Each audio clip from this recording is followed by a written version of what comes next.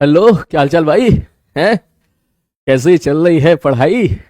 तो सबसे पहले तो भाई, मैंने आज सुबह एक केपीपी भेजी थी। बहुत ही धमाकेदार केपीपी है, 25 सवाल हैं उसके अंदर। और मैं आपको आज पहले क्लियर कर दूं कि अभी मैं उसका डिस्कशन करूंगा कल, क्योंकि मुझे ऐसा लगा कि शायद बहुत ज़्यादा लोड हो जाएगा आपके ऊपर। ठीक है। और जो है इतने सारे क्वेश्चंस हैं उसके अंदर, 25 क्वेश्चन है, टाइम टेकिंग क्वेश्चन है। उसका जो लेवल है वो भी टफ है। वो पता नहीं कल की केपीपी के कितने क्वेश्चंस आप कर पाए, कितने क्वेश्चन नहीं कर पाए। मैं रोज यहाँ से 25-25 सवाल तो भेज दे रहा हूँ। ठीक है, आप वहां पे उसको कर पा रहे हो नहीं कर पा रहे हो, समय मिल रहा है नहीं मिल रहा है क्या?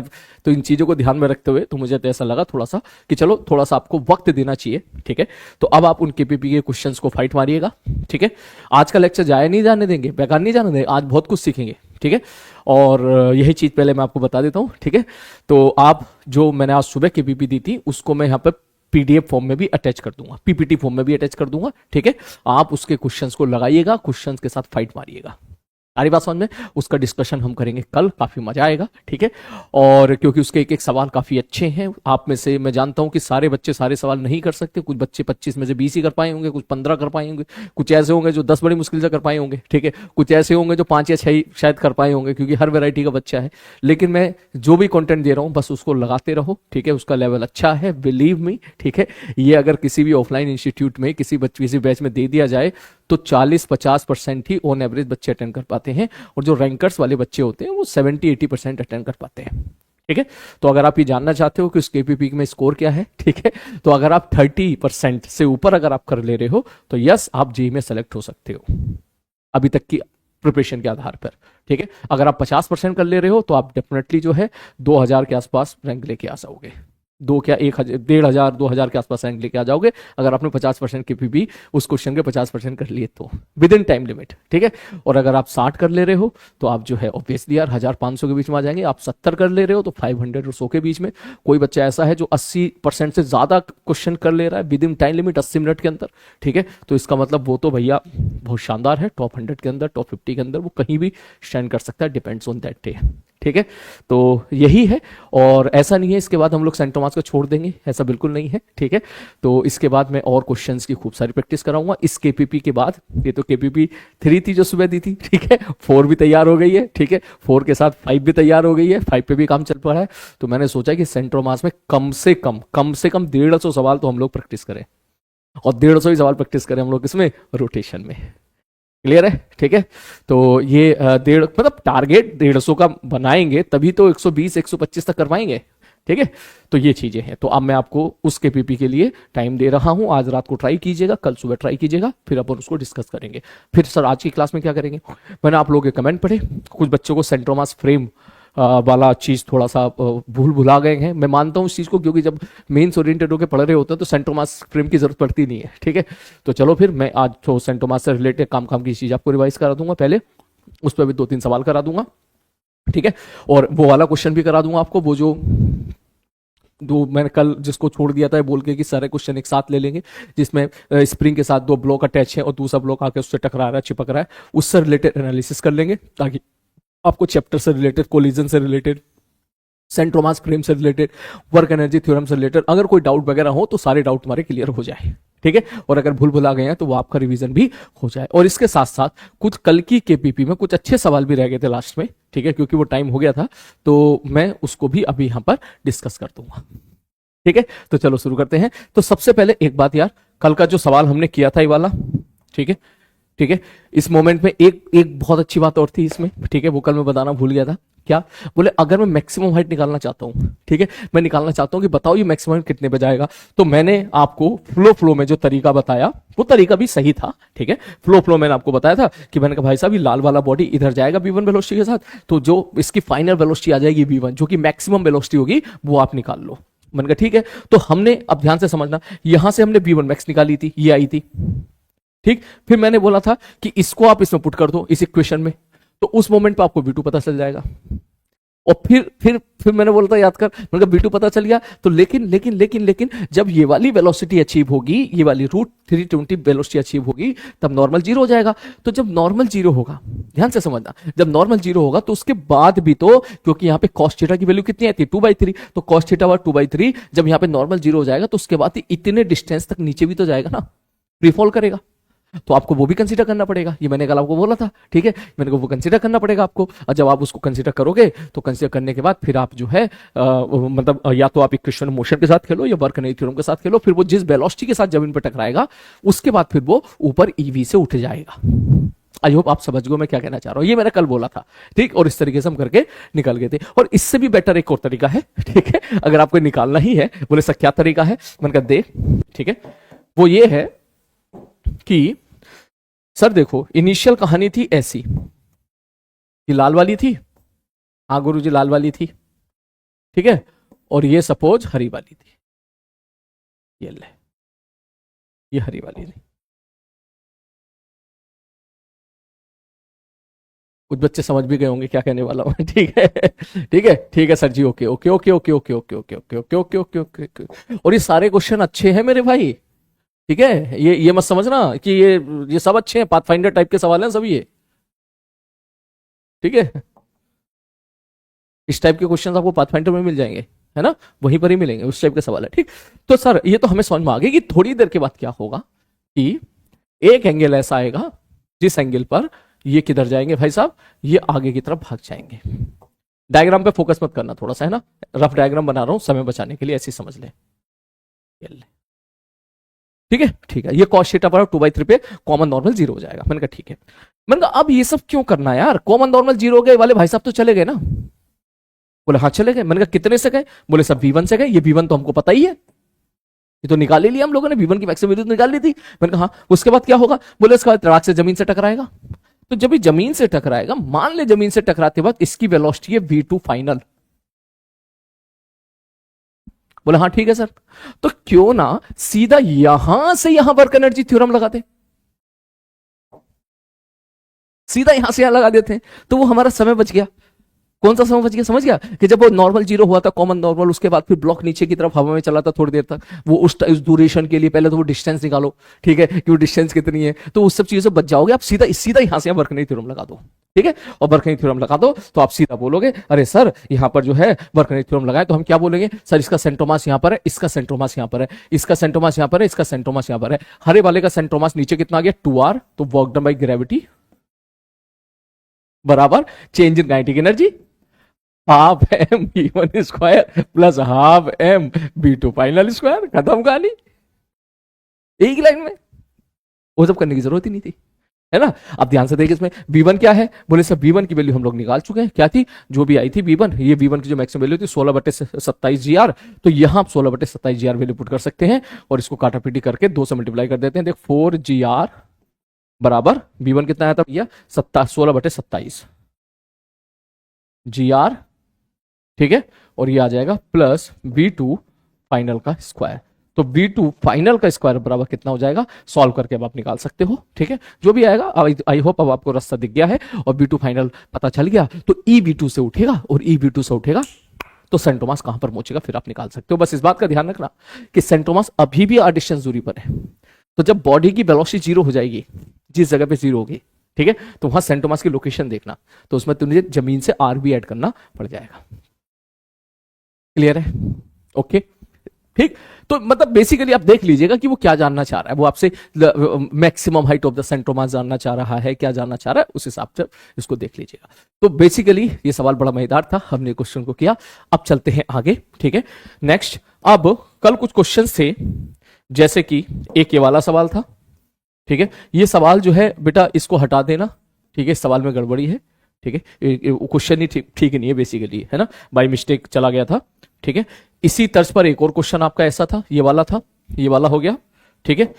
और जो है तो इससे रिलेटेड जो सेंट्रोमास फ्रेम वाला मैं एक सवाल अभी लेने वाला हूं, उस एक सवाल में सारे कंसेप्ट में ले लूंगा आपके कोलिजन के, स्प्रिंग के। उससे पहले जो केपीपी के 2-3 सवाल अच्छे बच गए थे उनको डिस्कस कर लेते हैं। जैसे कि एक सवाल ये है, ठीक है, अच्छा सवाल है ये, मैं किनारे हो रहा हूं, आप चाहो तो क्वेश्चन को पढ़ लो जल्दी से। देखो, इसने बोला है कि हमारे पास बहुत सारी ब्रिक है, ठीक है, ध्यान से समझना। बोले ठीक है सर जी, ओके।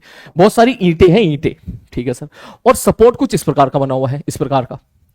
तो उसने ये नहीं बोला कि भाई साहब कितनी ईंटें हैं, ये भी नहीं बोला उसने, ठीक है, उसने ये भी नहीं बोला कि भाई साहब किसको कैसे रखा गया। उसने केवल ये बोल दिया है कि देयर आर सम आइडेंटिकल ईंटें are placed on top of each other, एक के ऊपर एक के ऊपर एक रख दिए गए हैं।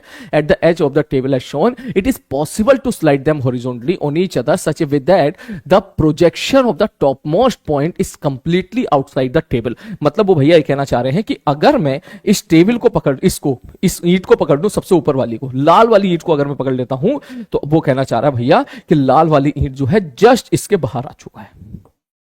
मतलब समझ जाओ मैं क्या कहना चाह रहा हूं, जस्ट इसके बाहर आने का मतलब क्या हो गया भैया जी, ये है तुम्हारी टेबल, ये तुम्हारी टेबल है। क्लियर है, ठीक है। तब उन्होंने बोला है कि what is the least number of brick needed, कह रहा है कि भैया कम से कम जो है कितनी ईंटों की आवश्यकता है। इस प्रोफाइल पे आप अगर मार्केट में जाओगे तो दो तरह के सवाल आपको देखने के लिए मिलेंगे।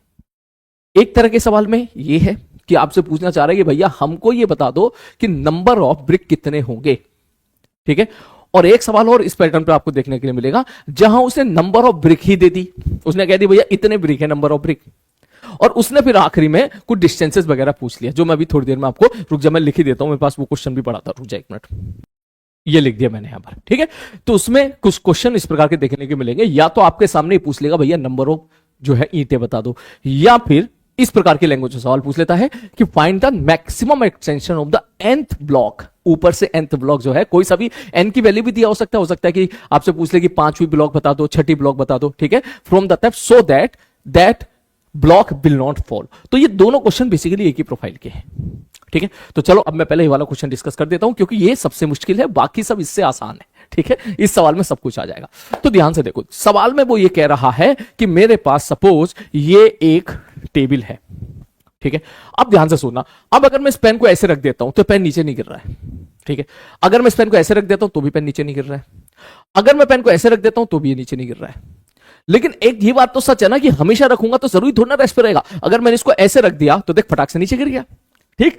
तो वो ये कहना चाह रहा है कि इस प्रकार से हमने यहां पर ईंटें रख रखी हैं, तो बताओ कम से कम कितने ईंटें रखें, ठीक है, कि पूरा सिस्टम इक्विलिब्रियम पे रहे। तो सबसे पहली लाइन तो यहां उठानी पड़ेगी कि कम से कम ईंटें पूछ रहा है, कम से कम ईंटें, ज्यादा से ज्यादा ईंटें नहीं पूछ रहा है, ठीक है, कि पूरा सिस्टम इक्विलिब्रियम पे रहे, ज्यादा से ज्यादा नहीं पूछ रहा, कम से कम पूछ रहा है। तो इसका मतलब ये बात समझ में आ गई कि अगर आप कम से कम ईंट जानना चाहते हो तो ईंट को बिल्कुल कोशिश करो कि उसका बाहर वाला पोर्शन ज्यादा से ज्यादा हो। अरे बात समझ में, बाहर वाला पोर्शन मतलब कि इस वाली लेंथ से आगे जो है, जैसे कि मैं तो ये समझाता हूं यहां पर कि मैं अगर ऐसा बोलूं भाई सपोज ये रही ईंट, ठीक है भाई साहब, ये रही ईंट, ये सपोज पहली ईंट है मान के चलो, ठीक। अब सपोज ये इक्विलिब्रियम पर है, मैंने कहा हाँ भैया इक्विलिब्रियम पर है, इसका मतलब नीचे नहीं गिर रही है, बोले ठीक है भैया नीचे नहीं गिर रही है, तो नीचे कब नहीं गिरेगी, इसको सपोर्ट कौन कर रही है, बोले सर सपोज ये पहली है, दूसरी है, तीसरी एंड सो ऑन, तो दूसरी वाली सपोज को सपोर्ट कर रही है, तो क्या मैं ऐसा बोल दूं कि दूसरी वाली को परफेक्टली ऐसे रखना पड़ेगा ताकि पहले वाली का जो सेंटर ऑफ मास है वो तेरा यहां पर आ जाए। सर ऐसा क्यों कह रहे हो, मैंने कहा देख मैं ऐसा इसलिए कह रहा हूं क्योंकि आपको पता होगा टॉर्क की कैलकुलेशन के लिए हम mg सेंटर मास पे लगा सकते हैं, बोले हाँ से लगा सकते हैं। तो अब सोच अगर ये इधर होता, इस तरफ होता नीचे वाली रॉड, ठीक, तो क्या नीचे की तरफ यहां पर mg लग जाता है ऐसे, बोले हाँ भैया mg लग जाता, तो जाहिर सी बात है इस पॉइंट का टॉर्क आता फटाक से उसको नीचे करा देता। आई होप ये चीज तुझे समझ में आ रही होगी, बेसिक चीज है, ठीक। तो इसका मतलब ये बात तो समझ में आ गई है कि सर, ये बात तो समझ में आ गई है कि सर ये वाली लेंथ जो है, ये वाली लेंथ होनी चाहिए L/2। क्लियर है, ये तो सिंपल वैसे भी समझ सकते हो ना। अगर मैं आपसे एक टेबल ऐसे दे दूं, मैंने कहा भैया देखिए टेबल है, ठीक है, बता दो यहां पे रॉड को कैसे रखें, ठीक है, तो तू कहेगा सर बिल्कुल ऐसे रख दो, बिल्कुल आधा टाइप रख दोगे तो चल जाएगा, क्यों, क्योंकि नीचे लग रहा होगा mg और वो लग रहा होगा नॉर्मल से, शायद बैलेंस हो जाएगा यहां पर। लेकिन अगर कोई ये बोले सर इसको तो मैंने थोड़ा सा और बाहर कर दिया, इस प्रकार से बाहर रख दिया, तो क्या होगा भैया, इसका सेंटर मास आगे की तरफ, बेसिकली आगे की तरफ हो गया, और आगे की तरफ हो गया अगर आप ऐसे रखोगे तो भैया सेंटर मास यहां पहुंच गया, सेंटर मास यहां पहुंच गया, फटाक से नीचे की तरफ mg का तो टॉर्क आ जाएगा ना, अगर फ्रिक्शन विक्शन अगर मैं वो हटा दूं तो, ठीक है, कुल मिला के तो टॉर्क आ ही जाएगा, फटाक से फिसल जाएगा, ठीक। तो इसका मतलब ये तो श्योर है कि भाई साहब इसका लाल वाली बॉडी का, टॉप मोस्ट बॉडी का सेंटर ऑफ मास है, तो इसको ऐसे अरेंज करके रखना पड़ेगा। मैंने कहा ठीक है। अब ये दोनों भी नीचे गिरना चाह रही है, ऑब्वियसली यार, ये पहली वाली दूसरी भी तो नीचे गिरना चाह रही है, अगर दोनों को सिस्टम मान लूं, पहली को और दूसरी को दोनों को मैंने सिस्टम मान लिया, तो ये भी तो नीचे गिरना चाह रही है, तो हमें इनको भी गिरने से रोकना है।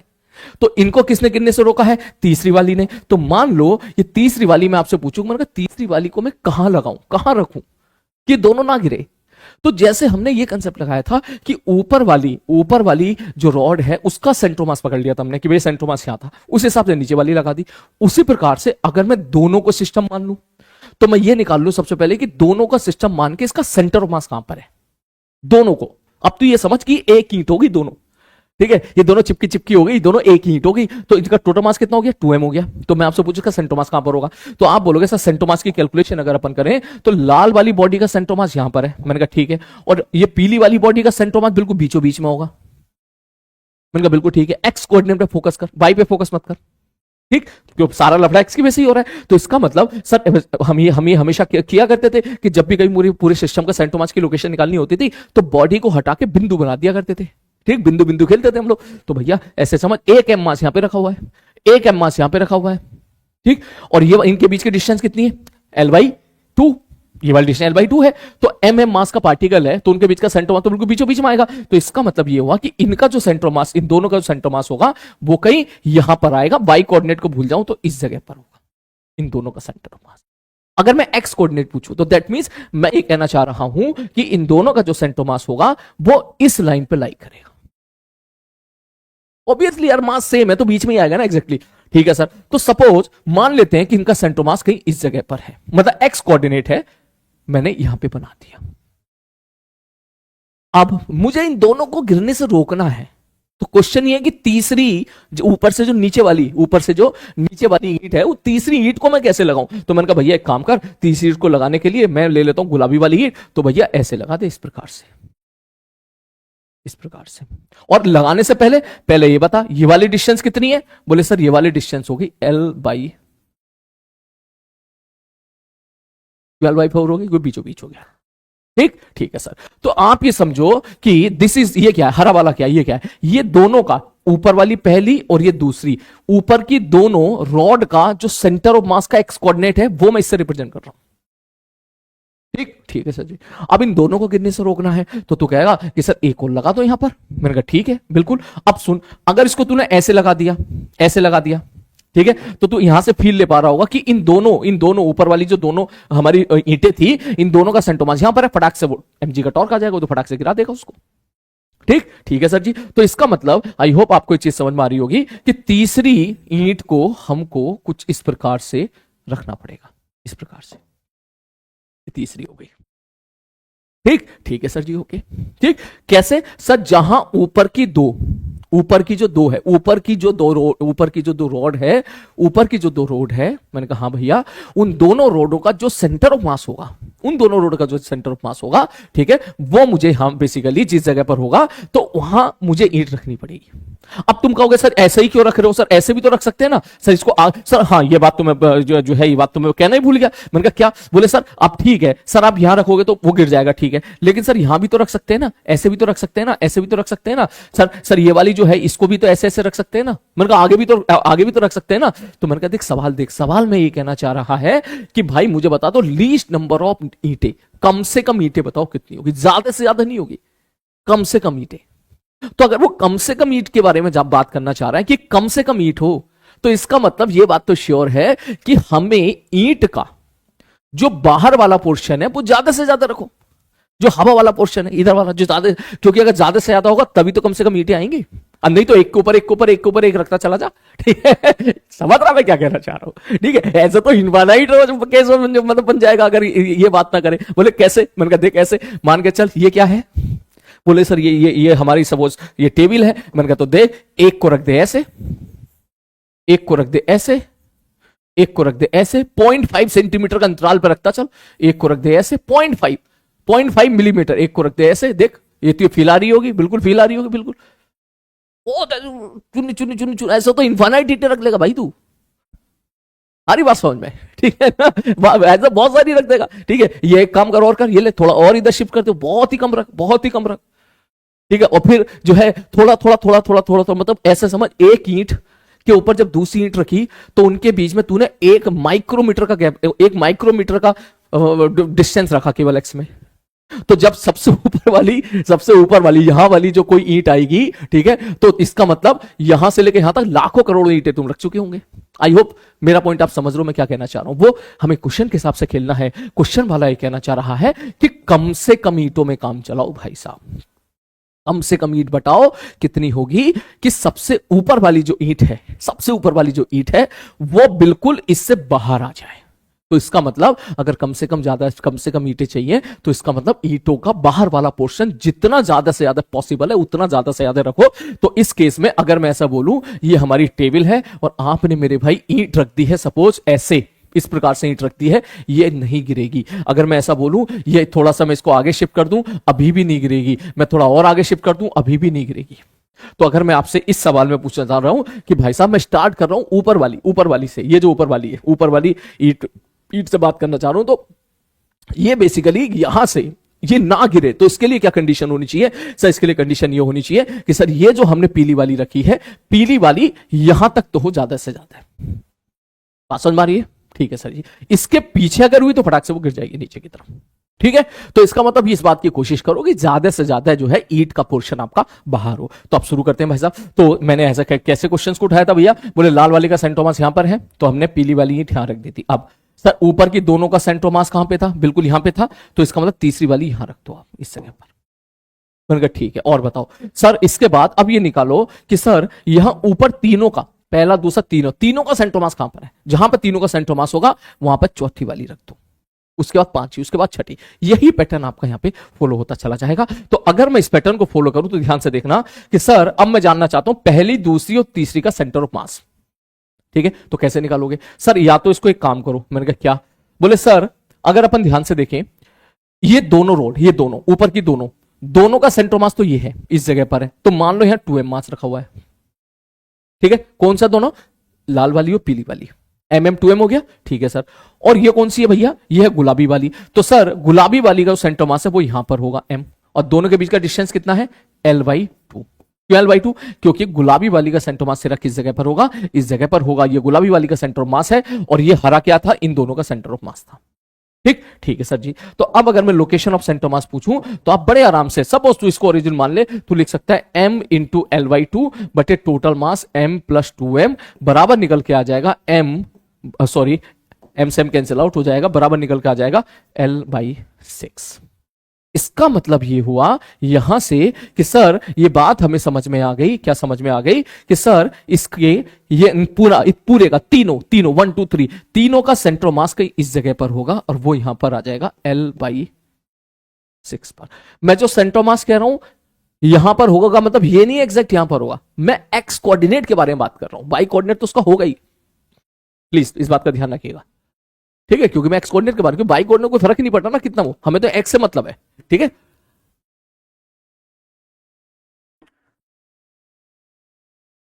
ठीक है सर जी, ओके। उसी प्रकार से चौथी कैसे रखें? मैंने कहा चौथी भैया ऐसे रखते, इस प्रकार से चौथी रखते, ये ले इस प्रकार चौथी रख दे, ठीक। अब सपोज 1 2 3 4 इन चारों का सेंटर मास यहां पर आ गया, तो पांचवी कैसे रखेंगे? मैंने कहा पांचवी भैया ऐसे रख दे। इस प्रकार से आप यहां पर रखते चले जाओगे। तो क्लियर है? तो अब यहां पे सवाल बनता है पहला, इस क्वेश्चन को कैसे तोड़े। मैंने कहा एक पैटर्न फॉलो करने की कोशिश करो, यहां पैटर्न देखने की कोशिश करो कि मैंने कहा ये डिस्टेंस कितनी है? बोले L/2। मैंने कहा उसके बाद ये कितनी आ गई? बोले L/4। उसके बाद ये डिस्टेंस कितनी आ गई? मैंने कहा L/6। बात समझ में आ रही है? उसके बाद अगला क्या आ जाएगा? 2 2 4 6 8 10 सोन। अगर ये पैटर्न आप देख पा रहे हो तो इसका मतलब आपको पता चल पा, यहां से पता चल जा रहा है क्या? बोले भैया ये जो डिस्टेंस है, ये वाला ये जो डिस्टेंस है वो किस प्रोपोर्शन में यहां पे बदलता जा रहा है। तो जो ये क्वेश्चन था जो मैंने आगे यहां पे लिखा हुआ था, कहां गया सवाल? कि ये वाला सवाल कि भाई हमें तो ये बता दो, कहां गया ये वाला, find the maximum extension of the nth block from the top. ऊपर से nth नंबर की जो है, ऊपर से nth नंबर की ईंट बता दो कितना एक्सटेंड हो ताकि वो ना गिरे।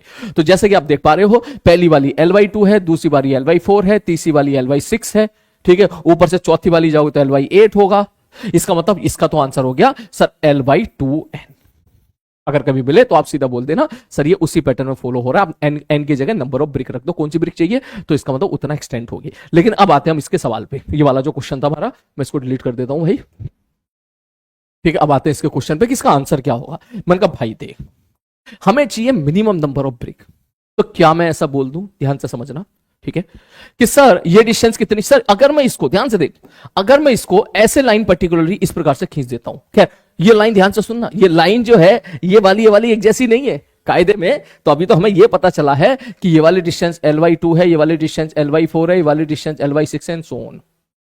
मैंने कहा ठीक है, ओके। तो अगर आपको चाहिए कि मिनिमम नंबर ऑफ बता दो यहां पर कितने ईंटें चाहिए, तो क्या मैं लिख दूं कि ये जो पैटर्न है ये जो है कि सब पहली वाली, दूसरी वाली, तीसरी वाली, चौथी वाली एंड सो ऑन। मैंने कहा हाँ सर, ये जो पैटर्न है अगर ये L से या L से बड़ा या L के बराबर हो जाएगा तो इसका मतलब हमें उस केस में मिल जाएगा यहां पर मिनिमम नंबर ऑफ ईंट। अब ये सोच क्यों लिखा मैंने ऐसा, अरे बात समझ में, अब ये सोच क्यों लिखा मैंने ऐसा, तो ये समझ, ये मैंने इसलिए लिखा कि अगर मैं ये लाइन ले लूं, ये पीली वाली लाइन ले लूं, तो इस पॉइंट से चलना स्टार्ट कर, इस पॉइंट से, मान ले ए पॉइंट है, ठीक है, ए पॉइंट से चलना स्टार्ट कर, तो मुझे ए पॉइंट से चल के यहां तक पहुंचना है। ठीक, जब तुम यहां पर पहली ईंट को क्रॉस किए तो Ly2 पीछे आ गए, दूसरी को करे तो Ly4 पीछे आ गए, तीसरों किए तो Ly6 आ गए, तो तू इधर बेसिकली आता जा रहा है।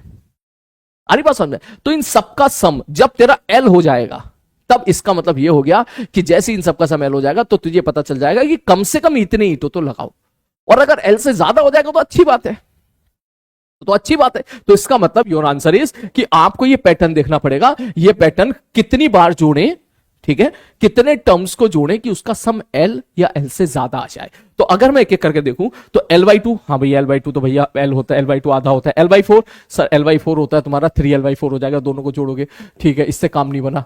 ठीक, आगे बढ़ते हैं, प्लस सर Ly6 को जोड़ देते हैं, मनी मन में जोड़ ले, देख ये 0.5 है, ये 0.25 है, 0.75 और ये तुम्हारा है 0.1, 0.2 के आसपास होगा तो 0.95 हो गया।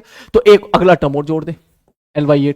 अगर मैं इन टर्म्स को जोड़ता हूं तो ये निकल के आ गया 24, या आ गया 12 प्लस 6 प्लस 3 प्लस 3, सही जा रहा हूं, 6 चौक 24, 4, ठीक, तो 12 6 18, 18 4 22, 3 25, यह आ गया 25/24L। तो अगर मैं 4 टर्म्स ऐड करता हूं तो ये पूरा का पूरा जो सम है वो पूरा का पूरा सम आपका L से ज्यादा आ जा रहा है। इसका मतलब अगर मैं 3 टर्म को जोड़ता, मैं केवल इतने 3 टर्म को जोड़ूंगा तो ये तीनों टर्म का जो सम है वो लेस देन L है, इन तीनों टर्म का जो सम है वो लेस देन L है। इसका मतलब इस केस में तो भाई साहब ये इक्विलिब्रियम में नहीं रह पाएगी। हमारी बात, अगर मैं केवल 3 ले लूं ना, ऐसे ये 3 ले लूं 1 2 3, तो ये इक्विलिब्रियम में रह ही नहीं पाएगी, क्योंकि डिस्टेंस देख ले L/2 प्लस L/4 L/6, ये क्या है तुम्हारा L से कम है। अरे बात समझ में, तो इक्विलिब्रियम रहने के लिए कम से कम कितनी ईंटें चाहिएगी, बोले सर मुझे 3 टर्म नहीं, मुझे 4 टर्म लेने पड़ेंगे, क्योंकि ये जो है this is greater than L आ गया। आगे बात समझ में क्लियर है। तो इसका मतलब ये हुआ कि यहां पर देख, पहला दूसरा तीसरा चौथा, ठीक, इसको हम मिटा देते हैं हम लोग, इसको यहां से इसको हटा देते हैं, तो इतने से इतने काम चल जाएगा यहां पर। और इसमें थोड़ा सा बच भी गया, देख ये थोड़ा सा, ये ऑलरेडी L से ज्यादा है थोड़ा सा, तो मिनिमम नंबर ऑफ ब्रिक कितनी हो जाएंगी, बोले मिनिमम नंबर ऑफ ब्रिक हो जाएगी तेरी यहां पे 4। क्लियर है। ये आंसर एक्चुअली स्टैंडर्ड सवाल है, काफी बच्चे इसको रट के बैठ जाते हैं, ठीक है 4 होगा, ठीक है, और जो एक्सटेंशन आएगा ऊपर से nth रोड का वो L/2n होगा। तो तुम चाहो तो इसका रिजल्ट को याद रख सकते हो, ठीक है, तुम चाहो तो इस प्रकार से इस क्वेश्चन को देख सकते हो। क्लियर है, चलो आगे बढ़ते हैं। अब चलो भाई आगे चलते हैं, ठीक है।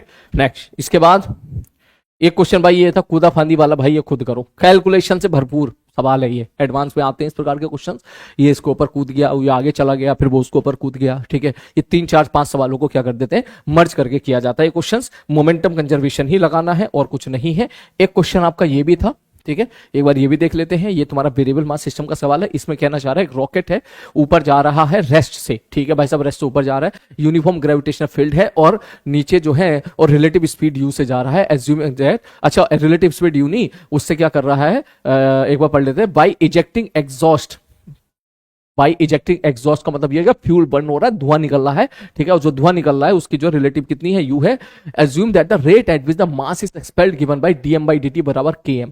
इसका मतलब उन्होंने ये दे दिया है कि जिस रेट से मास कम हो रहा है वो k into m है। मॉड लगा दिया सवाल को अच्छा प्रेजेंट करने के लिए। If m is the instantaneous mass of the rocket, k is the constant and that of the rocket retarded by, अच्छा है एक मिनट और एक चीज और बची, rocket is retarded by the air resistance with a force mbb, ठीक, तो वो ये कहना चाह रहा है कि भाई रॉकेट जो है, अब एयर रेजिस्टेंस का इफेक्ट भी आपको कंसीडर करना है रॉकेट में। ठीक है, तो रॉकेट में एयर रेजिस्टेंस का इफेक्ट कंसीडर करना है। उसने बोला भैया एयर रेजिस्टेंस की वजह से इतना फोर्स लग रहा है। मैंने कहा ठीक है, then we is a constant. अब उसने पूछ लिया, क्या पूछ लिया, find the acceleration as function of time, find the velocity as function time, at what velocity after long time कितनी हो जाएगी।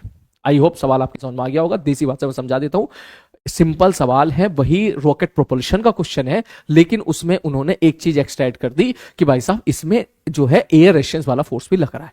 कोई बात नहीं, चलो शुरू करते हैं। तो अगर मैं ऐसा बोलूं भाई ये रॉकेट है, ठीक है, जब एयर रेजिस्टेंस नहीं होता था तो याद करो ऊपर की तरफ लगता था एफ थ्रस्ट, मतलब हाँ सर ऊपर की तरफ थ्रस्ट लगता था, जिसकी वजह से एक्सेलरेशन ए आता था।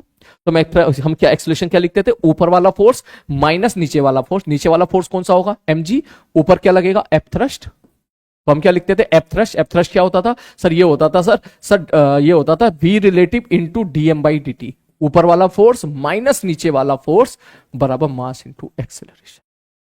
अब उसने बोल दिया भैया नीचे की तरफ एक फोर्स और लग रहा है। मगर कौन सा फोर्स लग रहा है, बोले एक फोर्स और लग रहा है जिसका नाम है MBB, MBB एयर रेजिस्टेंस। मैंने कहा तो ठीक है, मैं यहां पर MBB और लिख दूंगा, क्या फर्क पड़ रहा है, ये ले, ठीक ठीक है सर जी। और dm/dt कितना है, km है, ठीक है, बस खत्म कहानी। और u रिलेटिव कितना है, u है। तो इसका मतलब इन्होंने यहां पर सारी वैल्यूज दे दी है। अगर मैं इसको आगे लिखूं तो भैया ये हमको पता चल गया है कि इसकी जो वैल्यू है, dm/dt की जो वैल्यू है वो कितनी है, k इंटू एम। बस हो गया सवाल, हो गया, ठीक है, बस इतना ही करना था, बस हो गया सवाल। ठीक, अब देखो m m m m, ये क्या आ गया, bk, ठीक है समझ गया, तू समझ गया, नहीं तू नहीं समझा, ठीक है, माइनस जी माइनस बीबी बराबर, अब हमको क्या चाहिए, चेक करें, हमको चाहिए acceleration as function of time, velocity as function of time. तो एक काम करो ना, velocity as function of time निकाल लो, डिफरेंशिएट करके एक्सेलरेशन आ जाएगा। तो यहां पर एक्सेलरेशन की जगह पुट कर दो dB/dt, बस dB अपॉन बी के माइनस जी माइनस बीबी बराबर dt का इंटीग्रेशन, कहां से कहां तक, बोले सर देखो t बराबर 0 पर वेलोसिटी थी 0, कैसे पता चला, रेस्ट है, और आप जानना चाहते हो किसी t टाइम पर वेलोसिटी मान लो p है, इसका इंटीग्रेट करोगे -1/b बाहर आ जाएगा, ln में बी के माइनस जी माइनस के इंटू बी बटे लिमिट जब यहां रखोगे तो बी के माइनस जी बराबर टी। अब देख भैया ये उधर चला गया, ठीक है, तो हम यहां से लिख सकते हैं, ध्यान से देखना, 1 माइनस के बी अपॉन बी के माइनस जी बराबर ई की पावर माइनस बी टी। ठीक है सर जी। अब इसके बाद ये पूरा तामझाम इधर और ये पूरा तामझाम इधर, ठीक है गुरुजी, हाँ जी गुरुजी, ठीक है। उसके बाद बोले सर ये पूरा तामझाम को लेके आ जाओ इस तरफ, ठीक है, और के को लेके आ जाओ इस तरफ, डिवाइडेड बाई ए। ज्यादा रायता फैल गया क्या है, कुछ तो गलती हो गई है भाई, है बी के ओ भाई ज्यादा रायता फैल गया जल्दबाजी में, ठीक है, एक मिनट, ज्यादा रायता पता है क्यों फैल गया, वो इसलिए फैल गया क्योंकि यू है, ये रिलेटिव है, ये यू रिलेटिव है जिससे एग्जॉस्ट निकल रहा है, ये वेलोसिटी वाला यू नहीं है, ठीक है, ये इसलिए रायता फैला है। तो मैं इसको ही गोला बना देता हूं, ठीक है, ये यू है, ये यू है, ये यू है, ये यू है, ठीक है, और ये यू है। अब आ जाएगा आंसर आपका, मेरे को लग रहा है ये आ जाएगा 1 माइनस के बी बटे यू के माइनस जी बराबर, पावर में चढ़ा दे ई की पावर माइनस बी टी, इसको इधर कोई जल्दबाजी नहीं, के बी बटे यू के माइनस जी बराबर 1 माइनस ई की पावर माइनस बी टी। इसका मतलब बी बराबर यू के माइनस जी बटे के इंटू 1 माइनस ई की पावर माइनस बी टी। ये जा रहा है क्या वेलोसिटी, यू के माइनस जी बटे बी, सही जा रहा है भैया, ठीक है। अब ये मैंने velocity as a function of time निकाल दिया, इसको डिफरेंशिएट कर देना, acceleration as function of time आ जाएगा। और उसके बाद जो है अगर आपको वेलोसिटी इनफाइनाइट टाइम पे चाहिए तो यहाँ पे टी की वैल्यू इन्फिनिटी पुट कर देना, लिमिट इंटीग्रेशन आप लिमिट जानते हो आप लोग, लिमिट को सॉल्व करना, टी की value approximate infinity value put करके आप बाकी सवाल खुद से कर लीजिएगा, ठीक है भाई साहब। चलो अब चलता हूं मैं अगले एक छोटे से आर्टिकल पे, सेंट थॉमस फ्रेम का मैं आपको रिवाइज करा देता हूं। ठीक है, ध्यान से समझो। सबसे पहले सेंट थॉमस फ्रेम में समय बचाने के लिए मैंने यहां लिख दिया है, आपको ये फॉर्मूले बिल्कुल क्लियर होने चाहिए। ठीक है, ठीक है सर, सेंट थॉमस फ्रेम क्या बहुत जरूरी है क्या? यार जरूरी तो नहीं था, लेकिन 2024 में सवाल पूछ लिया था। लेकिन सेंट थॉमस फ्रेम के सवाल आप जमीन से भी कर सकते हो। ठीक है, तो इसलिए आप पढ़ लोगे तो अच्छा रहेगा। तो सब पहला ये होता है क्या कि सेंट थॉमस फ्रेम में नेट मोमेंटम हमेशा जीरो होता है, पहला इंपॉर्टेंट बात। और अक्सर हम लोग जो सेंट थॉमस फ्रेम में मेजोरिटी ऑफ द क्वेश्चन देखते हैं वो टू पार्टिकल के देखते हैं। तो दिस जो फॉर्मूले मैंने लिखे हैं बहुत इंपॉर्टेंट है, को याद कर लीजिएगा कि काइनेटिक एनर्जी अगर आप निकाल रहे हो तो वो इक्वल टू होता है kinetic energy of the system with respect to centre of mass plus kinetic energy of centre of mass. अगर मैं कभी सेंट थॉमस के फ्रेम में जाके बात करूं तो मैं लिख सकता हूं सेंट थॉमस के फ्रेम में जो काइनेटिक एनर्जी होती है, kinetic energy of the system in centre of mass frame for the two particle system, वो होती है half mu B relative square. ये सॉल्व करके आता है where v mu is the reduced mass m1 m2 बटे m1 plus m2, और kinetic energy of centre मास हो जाएगा half m total into velocity of centre of mass. ये फॉर्मूले आपको बिल्कुल क्लियर होने चाहिए। मैं फिर से बोल देता हूं, टू पार्टिकल सिस्टम के लिए कौन कौन सी चीजें इंपॉर्टेंट है? दो पार्टिकल है, इसका मोमेंटम, इसका मोमेंटम, इसकी काइनेटिक एनर्जी, इसकी काइनेटिक एनर्जी, दोनों की काइनेटिक एनर्जी, सिस्टम की काइनेटिक एनर्जी, सिस्टम की काइनेटिक एनर्जी ग्राउंड फ्रेम में, सिस्टम की kinetic energy centre of mass frame में। इसका मतलब इसकी वेलोसिटी एक ग्राउंड फ्रेम में कुछ अलग होगी, सेंट थॉमस फ्रेम में कुछ अलग होगी, इसकी वेलोसिटी ग्राउंड फ्रेम में कुछ अलग होगी, सेंट थॉमस फ्रेम में कुछ अलग होगी। इतने सारे यहां पर फिजिकल क्वांटिटीज इन्वॉल्व है। क्लियर है? तो अब अगर मैं आपसे पूछूं कि ग्राउंड फ्रेम में आप बता दो दो पार्टिकल की काइनेटिक एनर्जी कितनी होगी, तो सिंपल बोलेगा half m1 v1 square plus half m2 v2 square. Simple. तो ये तो ग्राउंड फ्रेम हो गया, ये तो हम लोगों ने खूब सॉल्व किया है। लेकिन जब हम बात करते हैं सेंट थॉमस फ्रेम में, तो जब सेंट थॉमस फ्रेम में मैं आपसे काइनेटिक एनर्जी पूछूंगा तो आप सेंट थॉमस फ्रेम में इसकी वेलोसिटी निकालोगे, सेंट थॉमस फ्रेम में इसकी वेलोसिटी निकालोगे, और फिर दोनों की काइनेटिक एनर्जी निकालोगे, ऐड करोगे। तो जब ये ऐड करते हैं तो सॉल्व करके आंसर आता है half mu B relative square.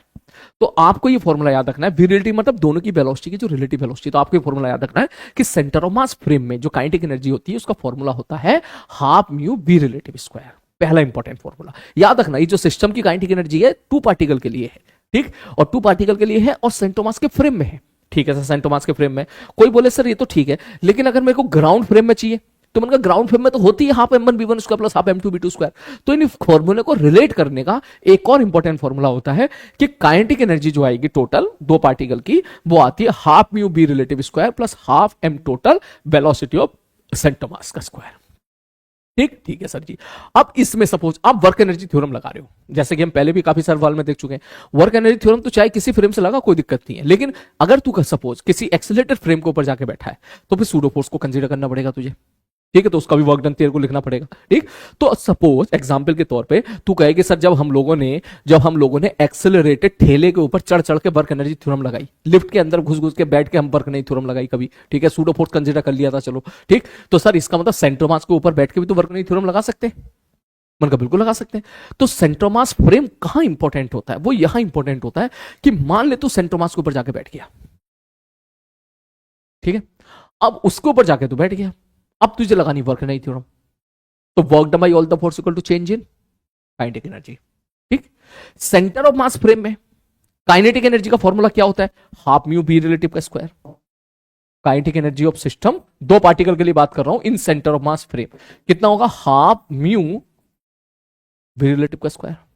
तो अगर सपोज मैं ऐसा बोलूं कि सिस्टम पर एक्सटर्नल फोर्स जीरो है, अगर सिस्टम पर एक्सटर्नल फोर्स, ध्यान से सुनना, एक एक लाइन बहुत इंपॉर्टेंट है, अगर सिस्टम पर एक्सटर्नल फोर्स जीरो है, ठीक, एक्सटर्नल फोर्स अगर जीरो है तो मोमेंटम कंजर्व होगा, मोमेंटम कंजर्व होगा। या ऐसे बोलते हैं अगर सिस्टम पर एक्सटर्नल फोर्स जीरो है, नेट एक्सटर्नल फोर्स जीरो, तो acceleration of centre of mass zero, तो velocity of centre of mass constant. बिल्कुल सही बात है, एक्सटर्नल फोर्स जीरो होगा तो centre of mass constant velocity के साथ मूव करेगा। तो kinetic energy of centre of mass constant. बोलो हाँ sir ji, kinetic energy centre of mass constant हो जाएगी। तो अब अगर सपोज आप वर्क एनर्जी थ्योरम लिखना चाह रहे हो, मैं ये कहना चाह रहा हूं आपसे कि मुझे लगानी है work energy theorem centre of mass frame में, और नेट एक्सटर्नल फोर्स है जीरो।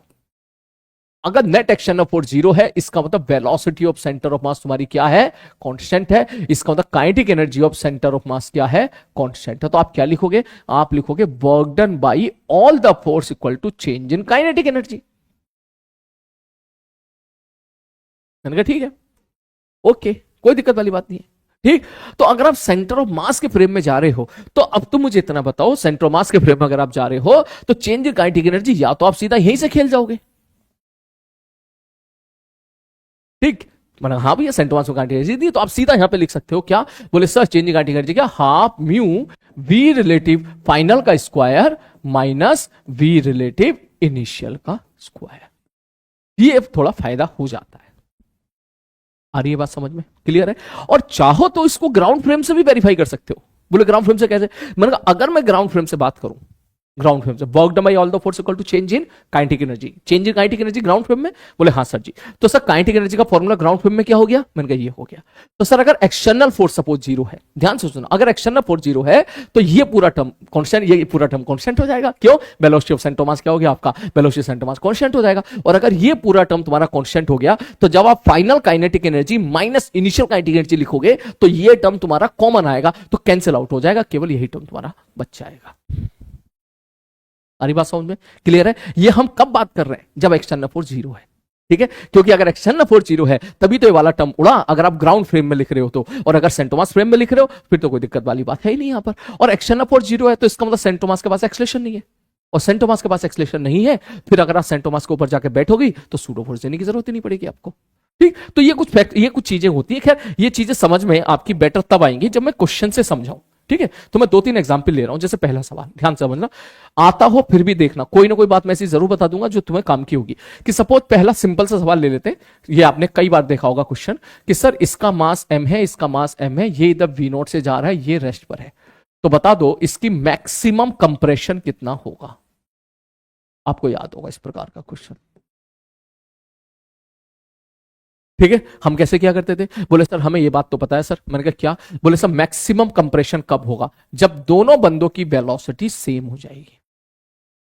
मैंने कहा ठीक है भाई साहब, और same result for the maximum elongation आता था सर, ये भी और ये भी। मैंने कहा ठीक है, तो ये सेंटर मास जो अभी तक हमने कंसेप्ट पढ़ा अभी थोड़ी देर पहले, उससे चीजें काफी आसान हो जाती है। कैसे? एक ही लाइन में आप आंसर लिखोगे, सब work done by all the force equal to change in kinetic energy. कोई एक्सटर्नल फोर्स नहीं है, स्प्रिंग इंटरनल फोर्स है। Work done by all the force equal to change in kinetic energy. सुनना, work done by all the force equal to change in kinetic energy, केवल spring force है यहां पर, और कोई फोर्स नहीं है। और स्प्रिंग फोर्स का वर्क डन क्या होता है? Minus half k x maximum का स्क्वायर, एक्स फाइनल का स्क्वायर माइनस एक्स इनिशियल का square. This is work done by all the force equal to change in kinetic energy. Change in kinetic energy का मतलब final kinetic energy minus initial kinetic energy. Final kinetic energy आप क्या लिखोगे? Sir half mu, ठीक है, v relative final का square. अब check करो, तुम्हें ये बात पता चल गई कि भाई साहब दोनों वेलोसिटी जब दोनों बंदों की वेलोसिटी जब सेम होगी तब इनका जो कंप्रेशन होगा वो मैक्सिमम होगा। तो इसका मतलब वी रिलेटिव कितना हो गया है? 0। Final kinetic energy minus initial kinetic energy, half mu initial kinetic energy का हाफ म्यू वी रिलेटिव का स्क्वायर। वी रिलेटिव कितना है? रिलेटिव वेलोसिटी कितनी है? V naught. इस सेंटर मास के फ्रेम में लगा दिया मैंने वर्क एनर्जी थ्योरम। आ रही बात समझ में, क्लियर है? ठीक है सर जी। अब आप कहोगे सेंटर मास सूडो फोर्स क्यों नहीं दिया? भाई एक्सटर्नल फोर्स जीरो इसलिए नहीं दिया, एक्सटर्नल फोर्स जीरो इसलिए नहीं दिया। ठीक, तो अब ये आप तो कहे सर इसमें कौन सी बड़ी बात है, ये तो आसान है। मैंने कहा देख, अगर मैं इसी सवाल का डेटा चेंज कर दूं तो ये आसान नहीं है। मैं कह दूं भाई साहब कि सपोज ये जा रहा है इधर 1.99 मीटर पर सेकंड से, ठीक है, बोले हाँ गुरुजी, और ये आ रहा है सपोज इधर, मैं यहां पे लिख देता हूं 18.01,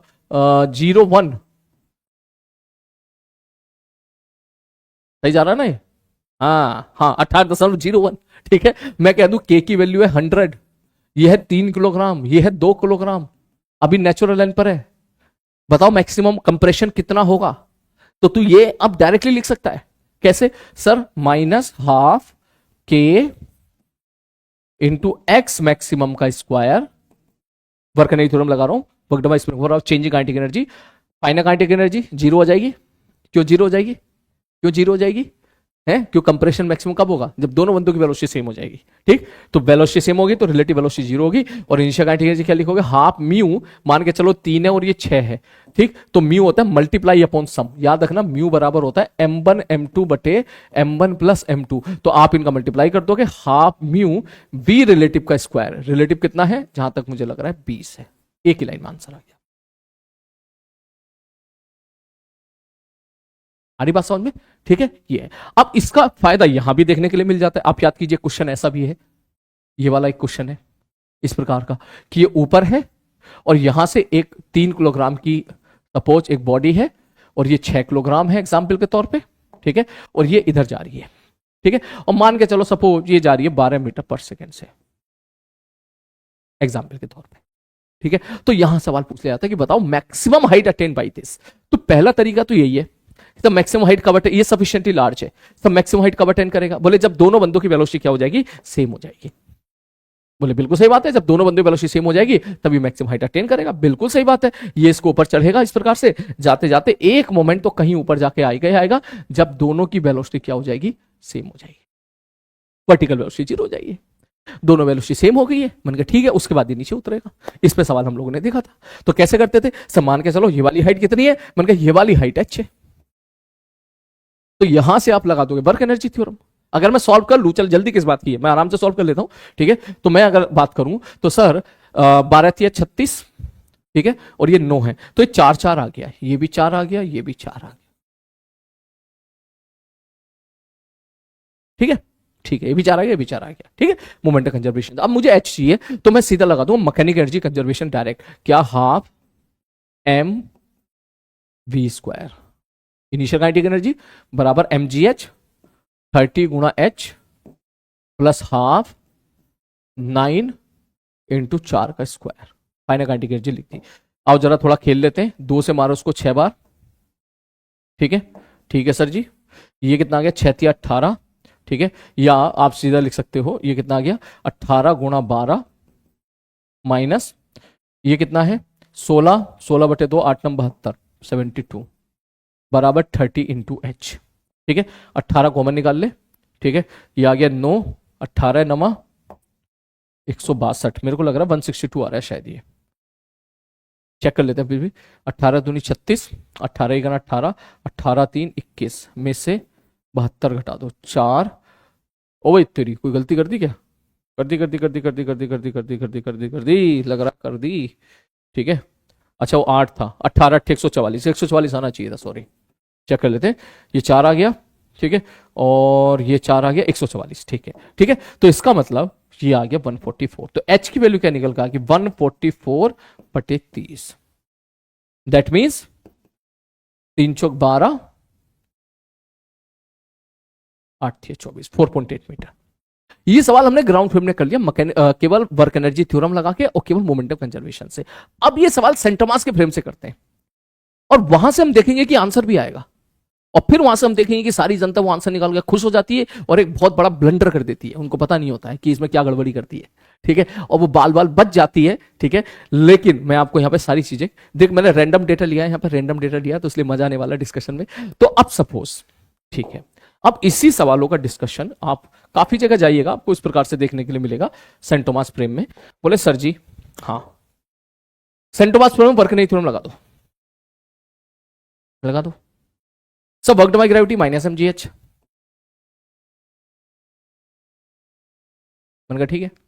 नॉर्मल का वर्क डन 0, मैंने कहा ठीक है। Equal to change in kinetic energy, मैंने कहा ठीक है। तो चेंज इन काइनेटिक एनर्जी क्या होगी सर, सीधा लिखो final kinetic energy half mu B relative का square minus initial kinetic energy half mu है, म्यू कितना है 2 इंटू रिलेटिव कितना 12 का स्क्वायर, खत्म। सर एक लाइन में आंसर आ गया। अब ये आंसर देख सेम आएगा, आना पड़ेगा वरना कहीं ना कहीं गड़बड़ी है कैलकुलेशन में। ये 2 से 2 कैंसिल आउट हो गया, h बराबर आ गया देख 144/30, 3 चौक 12 बचा 2 2.8 है, सॉरी 3 चौक 12, 3 दूनी 6 नहीं होता, 3 चौक 12 होता है। देख यहां से भी आ गया और यहां से भी आ गया। अब बच्चा खुश हो जाता है, किताबों में लिखा होता है, ये काफी जगह मिलेगा भाई, गलत है।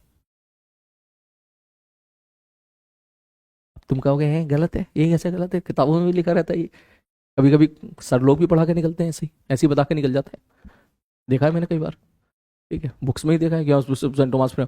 सर अब ये आप गलत क्यों कह रहे हो, आप इसको मैं गलत पता है इसलिए कह रहा हूँ। बोले हाँ, मतलब मैं गलत इसलिए कह रहा हूँ, ये तूने सेंट थॉमस के फ्रेम में लिखी ना। बोले हाँ, क्या सेंट थॉमस यहाँ पे एक्सेलरेटेड नहीं है,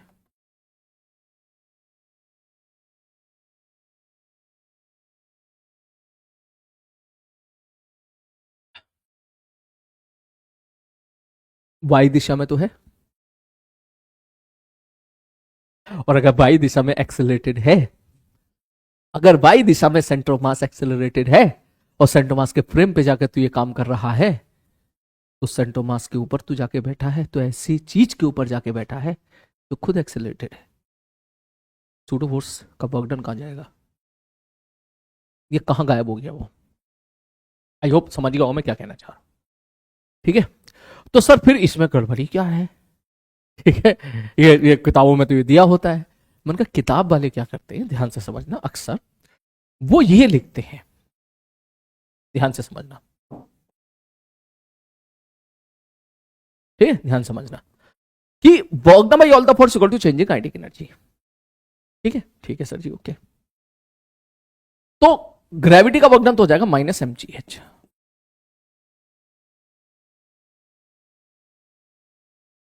ठीक है, ठीक है सर। जब हम लोग चेंज इन काइनेटिक एनर्जी लिखेंगे,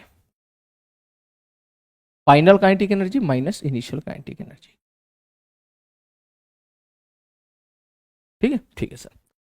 सर ग्राउंड फ्रेम में अगर मैं बात करूं, एक्चुअली ये सवाल की प्लेसिंग वो इस जगह रख देते हैं कहीं कहीं जगह पे कि आपको लगता है कि सेंटर मास के साथ खेल रहे हैं। ठीक है, तो अगर मैं ग्राउंड फ्रेम में फाइनल काइनेटिक एनर्जी लिखूंगा तो हाफ लिखोगे, half mu B relative final का square plus half M velocity of centre of mass का स्क्वायर।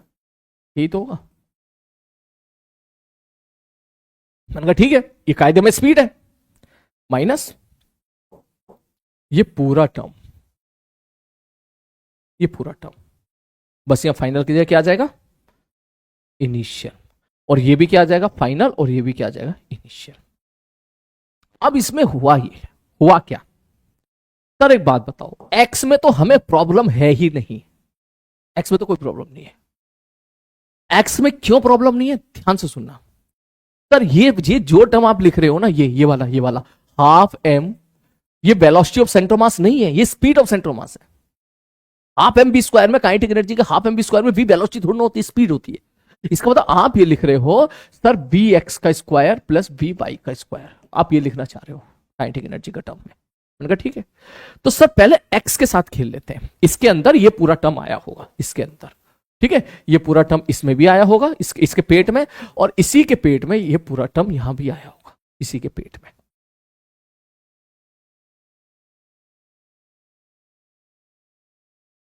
ठीक है, ठीक है सर। तो अब पहले एक्स के साथ खेलते हैं। क्या एक्स में एक्सटर्नल फोर्स 0 है? हाँ सर, एक्स में एक्सटर्नल फोर्स 0 है। तो क्या एक्स में एक्सेलरेशन ऑफ सेंटर मास 0 है? हाँ सर, एक्स में एक्सेलरेशन ऑफ सेंटर मास 0 है। तो एक्स में velocity of centre mass constant होगी? हाँ sir ji, velocity of centre mass constant होगी। तो this is the centre mass की वेलोसिटी एक्स में initial, this is the centre mass की वेलोसिटी एक्स में फाइनल। ये बीच में माइनस आ रहा है, इसका मतलब ये तो कैंसिल आउट हो गया क्योंकि ये सेम है। मैंने कहा ठीक है, और बी वाई कहां गया? मैंने कहा अब यहां बता, सेंटर मास के बाद वाई में कोई वेलोसिटी है? ना है, ना है। क्यों? क्योंकि ये भाई साहब तो रेस्ट पे ही था, जाएगा तो इधर ही जाएगा, इसके पास, बोले इसके पास भी नहीं है, तो ये टर्म क्या हो गया? 0। और जब ये हाईएस्ट पॉइंट पर पहुंचा, जब ये हाईएस्ट पॉइंट पर पहुंचा, ठीक, उस मोमेंट पे इसकी वर्टिकल वेलोसिटी क्या हो गई? 0। वेज की तो वर्टिकल वैसे ही 0 है, इसलिए ये पूरा का पूरा टर्म तुम्हारा क्या हो गया? कैंसिल आउट हो गया, और इसीलिए ये आपका आंसर मैच कर गया। अब अगर सपोज आप इसको कह रहे होते जबकि हम ये यहां पर भी पहुंचा, इस जगह पे रास्ते में, इसके बाद वर्टिकल वेलोसिटी भी है, आ रही बात समझ में? तो इसका मतलब उस केस में सेंटर मास के पास वाई दिशा में भी वेलोसिटी आ जाती है। क्लियर है? ठीक है, तो वो अगर निकाल पाते तो रखते, नहीं तो आई होप अब आपको क्लियर हो गया होगा कि इस प्रकार के क्वेश्चंस में कभी कभी डायरेक्टली एक स्टेटमेंट ने अगर कहीं आंसर लिख दिया है तो बेसिकली उसका मतलब ये है। अब बच्चा उसको ये समझ लेता है, अरे बहुत आसान है, सीधा फाइनल माइनस से नीचे करना है, एमजीएच बराबर, अब half mu B relative final 0 हो गया, सीधा नीचे कर दो। लेकिन इसके अंदर की बातचीत आपको क्लियर होनी चाहिए। ठीक है, हो गई चीजें क्लियर? तो ये इसीलिए सेंटर मास फ्रेम कहीं ना कहीं फायदेमंद होता है, तो कहीं ना कहीं दिक्कत वाला भी होता है अगर वो एक्सेलरेटेड है। सपोज जैसे इस सवाल में क्या है, सेंटोमास फ्रेम, सेंटोमास खुद एक्सेलरेटेड है बाई दिशा में, तो अगर आप सेंटोमास के फ्रेम में जाओगे सपोज, ठीक है, तो उसके फ्रेम में अगर जाओगे तो जाहिर सी बात है खुद एक्सेलरेटेड, तो सूडोफोर्स देना पड़ेगा, तो सूडोफोर्स का वर्क डन लिखना पड़ेगा। सूडोफोर्स देखो कैसे, कैसे लिखोगे सूडोफोर्स, ठीक है, क्योंकि यहां पर जाहिर सी बात है अलग अलग मोमेंट पर या तो आप कोई एक मोमेंट पकड़ोगे, उस मोमेंट पर सेंटोमास का एक्सेलरेशन कैसे निकालोगे, या तो नॉर्मल निकालो जमीन से, क्यों पूरे सिस्टम पे नीचे लग रहा है 2mg, ऊपर लग रहा है नॉर्मल, आ रही बात समझ में, तो वहां से आप निकालो, ठीक है। तो इसीलिए यहां पर जो है अक्सर बच्चा सोचता है कि बुक में ये लिख के ऐसा सॉल्व कर दिया, कि इस बुक में भी इस प्रकार से लिख के निकल जाते हैं, तो ये चीज आपको क्लियर होनी चाहिए कि ये हमने ग्राउंड फ्रेम में लगाई है, समझ रही, दिस इक्वेशन जो भी हमने लगाई है ये ग्राउंड फ्रेम में लगाई होती है, जिसमें से ये वाला टर्म पूरा तुम्हारा क्या हो जाता है, कैंसिल हो गया, जिसका रीजन मैंने आपको दे दिया, और ये जो है घट गया। जस्ट एनालिसिस है, प्लीज आप ये मत सोचिएगा कि अरे सर ये तो ऐसा क्यों कर रहे हैं, सब क्या जरूरत है बताने की, we are just analysing the thing, ठीक है, हम चीजों को एनालाइज कर रहे हैं, ठीक है। तो इसीलिए अब इसके बाद ठीक है, अभी एक बार तेरी बात समझ में आ गई, अब इसके बाद तू चाहे तो भैया खूब सवाल लपेट ले, मान के चल ये कह रहा है ये इधर आ रहा है 10 मीटर पर सेकंड से, बताओ एच मैक्स कितना होगा।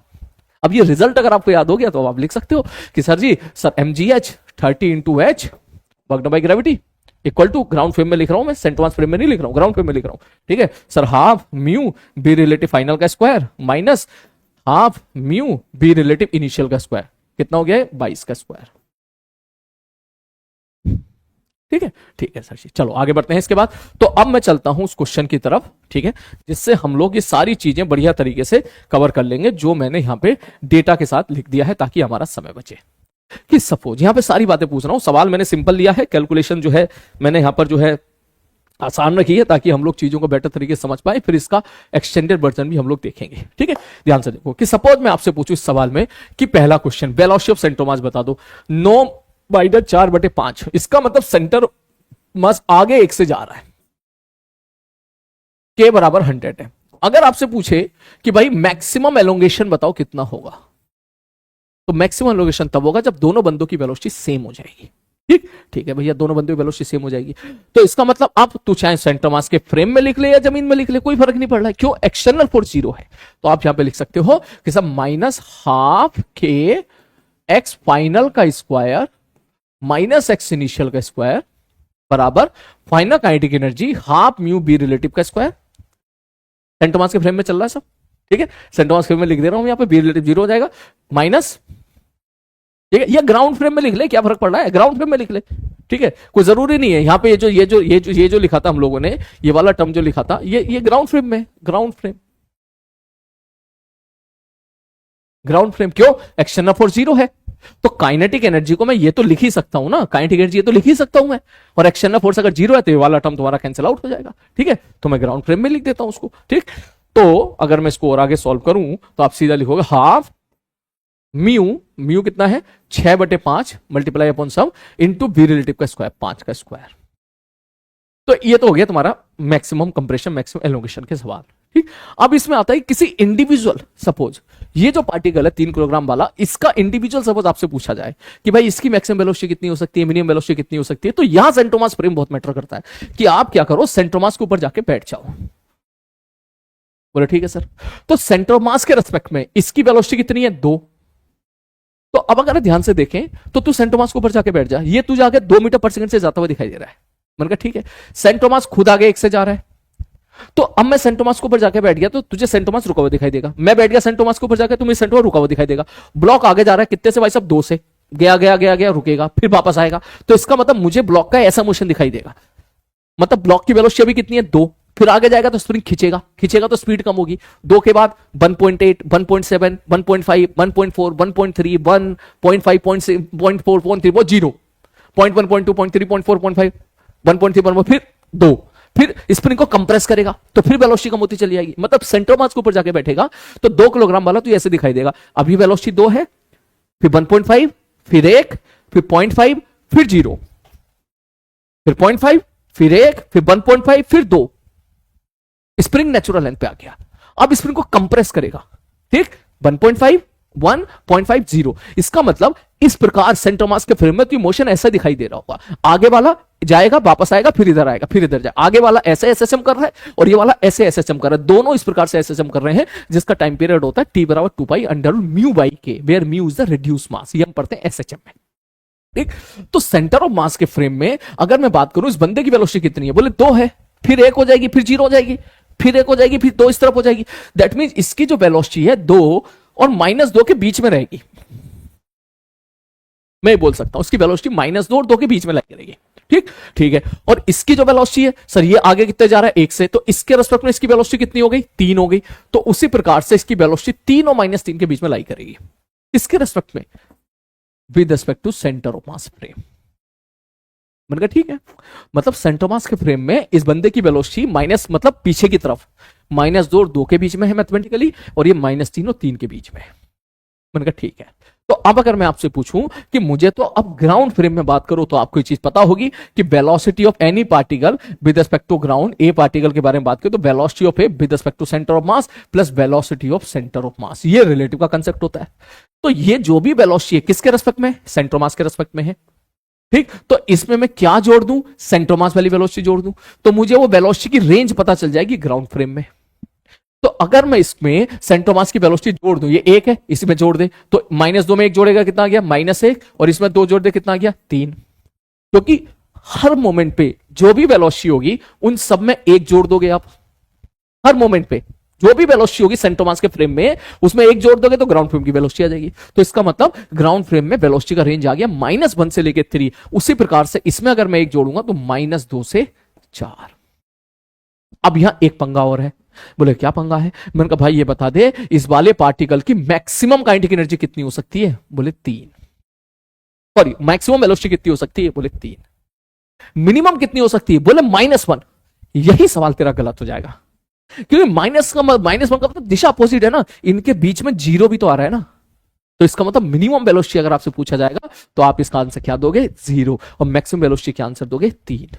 उसी प्रकार से या मैक्सिमम वेलोसिटी कितनी होगी पीछे वाले पार्टिकल की? 4, और मिनिमम कितनी होगी? 0। क्लियर है? अब इस पे चलते हैं उस सवाल पे जिसके बारे में मैंने आपसे बोला था कि सपोज मैं बोलूं एक क्वेश्चन है, एक ब्लॉक है, इधर जा रहा है v0 वेलोसिटी के साथ, इसका मास है m, और यहां पर एक मास m है, और ये इस प्रकार से सपोज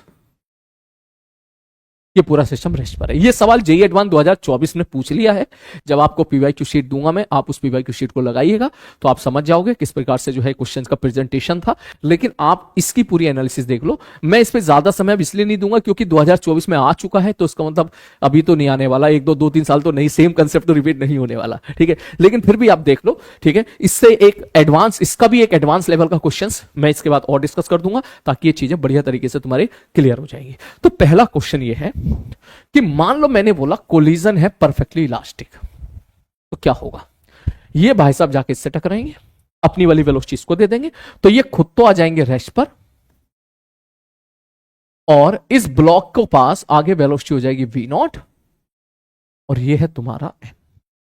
तो इसका मतलब ये हुआ अब ये पूरा सिस्टम तुम्हारा क्या हो गया सर, जिसमें एक पार्टिकल रेस्ट पर है, दूसरा v0 से जा रहा है, तो ये इस प्रकार से आगे ऐसे मोशन करता हुआ चला जाएगा। क्लियर है? 2024 के सवालों में उसने थोड़ा और अंदर जाके पूछ लिया था। ठीक है, जब वो सवाल करिएगा तो मस्त मजा आएगा। लेकिन अभी आप इस चीज को समझो कि इसके बाद क्या तू निकाल सकता है? मैक्सिमम एलोकेशन निकाल सकता है, maximum velocity of any particle निकाल सकता है, जैसे अभी निकाली थी थोड़ी देर पहले मैंने। सेंटर मास की वेलोसिटी निकालेगा, सेंटर मास के फ्रेम में जाके बैठ जाएगा, दोनों पार्टिकल की वेलोसिटी लिख लेगा, मैक्सिमम वेलोसिटी निकाल सकता है। बोले हाँ सर मैक्सिमम वेलोसिटी निकाल, सर निकाल ही लेते हैं ना। देख, अगर मैं इसके बारे में बात करूं तो सेंटर ऑफ मास कहां पर होगा सर? ये है सेंटर ऑफ मास, मान लो कहीं ये b0 ये m, तो इसका मतलब सेंटर मास b0/2 से आगे जाएगा। तो सेंटर मास के फ्रेम में इसकी वेलोसिटी कितनी हो जाएगी? -b0 से b0/2 के बीच में रहेगी। क्यों? क्योंकि सर अभी तो रेस्ट पर है, तो सेंटर मास खुद इसकी तरफ b0/2 से जा रहा है, तो कोई चीज रुकी हुई है, मैं उसकी तरफ b0/2 से जाऊंगा तो वो मुझे अपनी तरफ आती हुई दिखाई देगी। इसका मतलब अभी इनिशियल वेलोसिटी कितनी चमकेगी? उसको b0/2 पीछे की तरफ। ठीक है सर, तो b0/2 मतलब 0.5 b0, 0.5 b0, 0.4 b0, 0.3 b0, 0.2 b0, 0.1 b0, b0 आ रहा है बात समझ में? फिर ये रेस्ट पर आ जाएगा सेंटर मास के फ्रेम पे, फिर ये उधर जाएगा, नेचुरल एंड पर पहुंचेगा, फिर स्प्रिंग खींचेगा, उस प्रकार से ये एसएचएम करेगा। सिमिलरली इसके बारे में बात करो, सेंटर मास कितने जा रहा है? b0/2 से, तो इसका मतलब अभी ये अपनी तरफ आता हुआ दिखाई देगा b0/2, तो अगेन b0/2 से b0/2 वेलोसिटी की रेंज आ गई आपकी सेंटर मास के फ्रेम में। ठीक है, अब बोले सर ये तो सेंटर मास के फ्रेम में है, तो हमें तो ग्राउंड फ्रेम में बताओ ना। अब ग्राउंड फ्रेम में क्या होगा? मैंने कहा तो वही पुरानी बात जो थोड़ी देर पहले बताई थी, ग्राउंड फ्रेम में अगर आप जा रहे हो तो सेंटर मास की वेलोसिटी ऐड कर दो। अगर मैं ऐड करूंगा तो ये 0, ये बी नॉट, इसमें ऐड कर दे ये 0, तो ये पी नॉट। इसका मतलब इस सवाल में आगे वाले बंदे की वेलोसिटी कभी बी नॉट से ज्यादा नहीं होगी, ठीक है, पीछे वाले बंदे की वेलोसिटी कभी बी नॉट से ज्यादा नहीं होगी, 0 बी नॉट के बीच में लाई करेगी दोनों बंदों की वेलोसिटी। क्लियर है? ओके, आई होप ये चीज समझ में आई होगी। और अगर सपोज मैं यहां पर ये सब देने की बजाय हम ये दे देते कि ई की वैल्यू यहां पर दे रखा है 0, तो ई 0 हो जाता, तो इसका मतलब चिपका चिपकी हो जाती, ये मास 2m हो जाता, तो ये बी नॉट बाई 2 से जाता, सवाल तेरा सेम रहता, सवाल तेरा सेम रहता। अब इसी पे एक अच्छा सवाल है, ठीक है, मैं लेके आया हूं, ध्यान से देखना, वो काफी मस्त फील देता है सवाल, मैंने अभी अभी लगाया तो था यार, कहां गया, ये रहा सवाल, देख, एक मिनट रुको,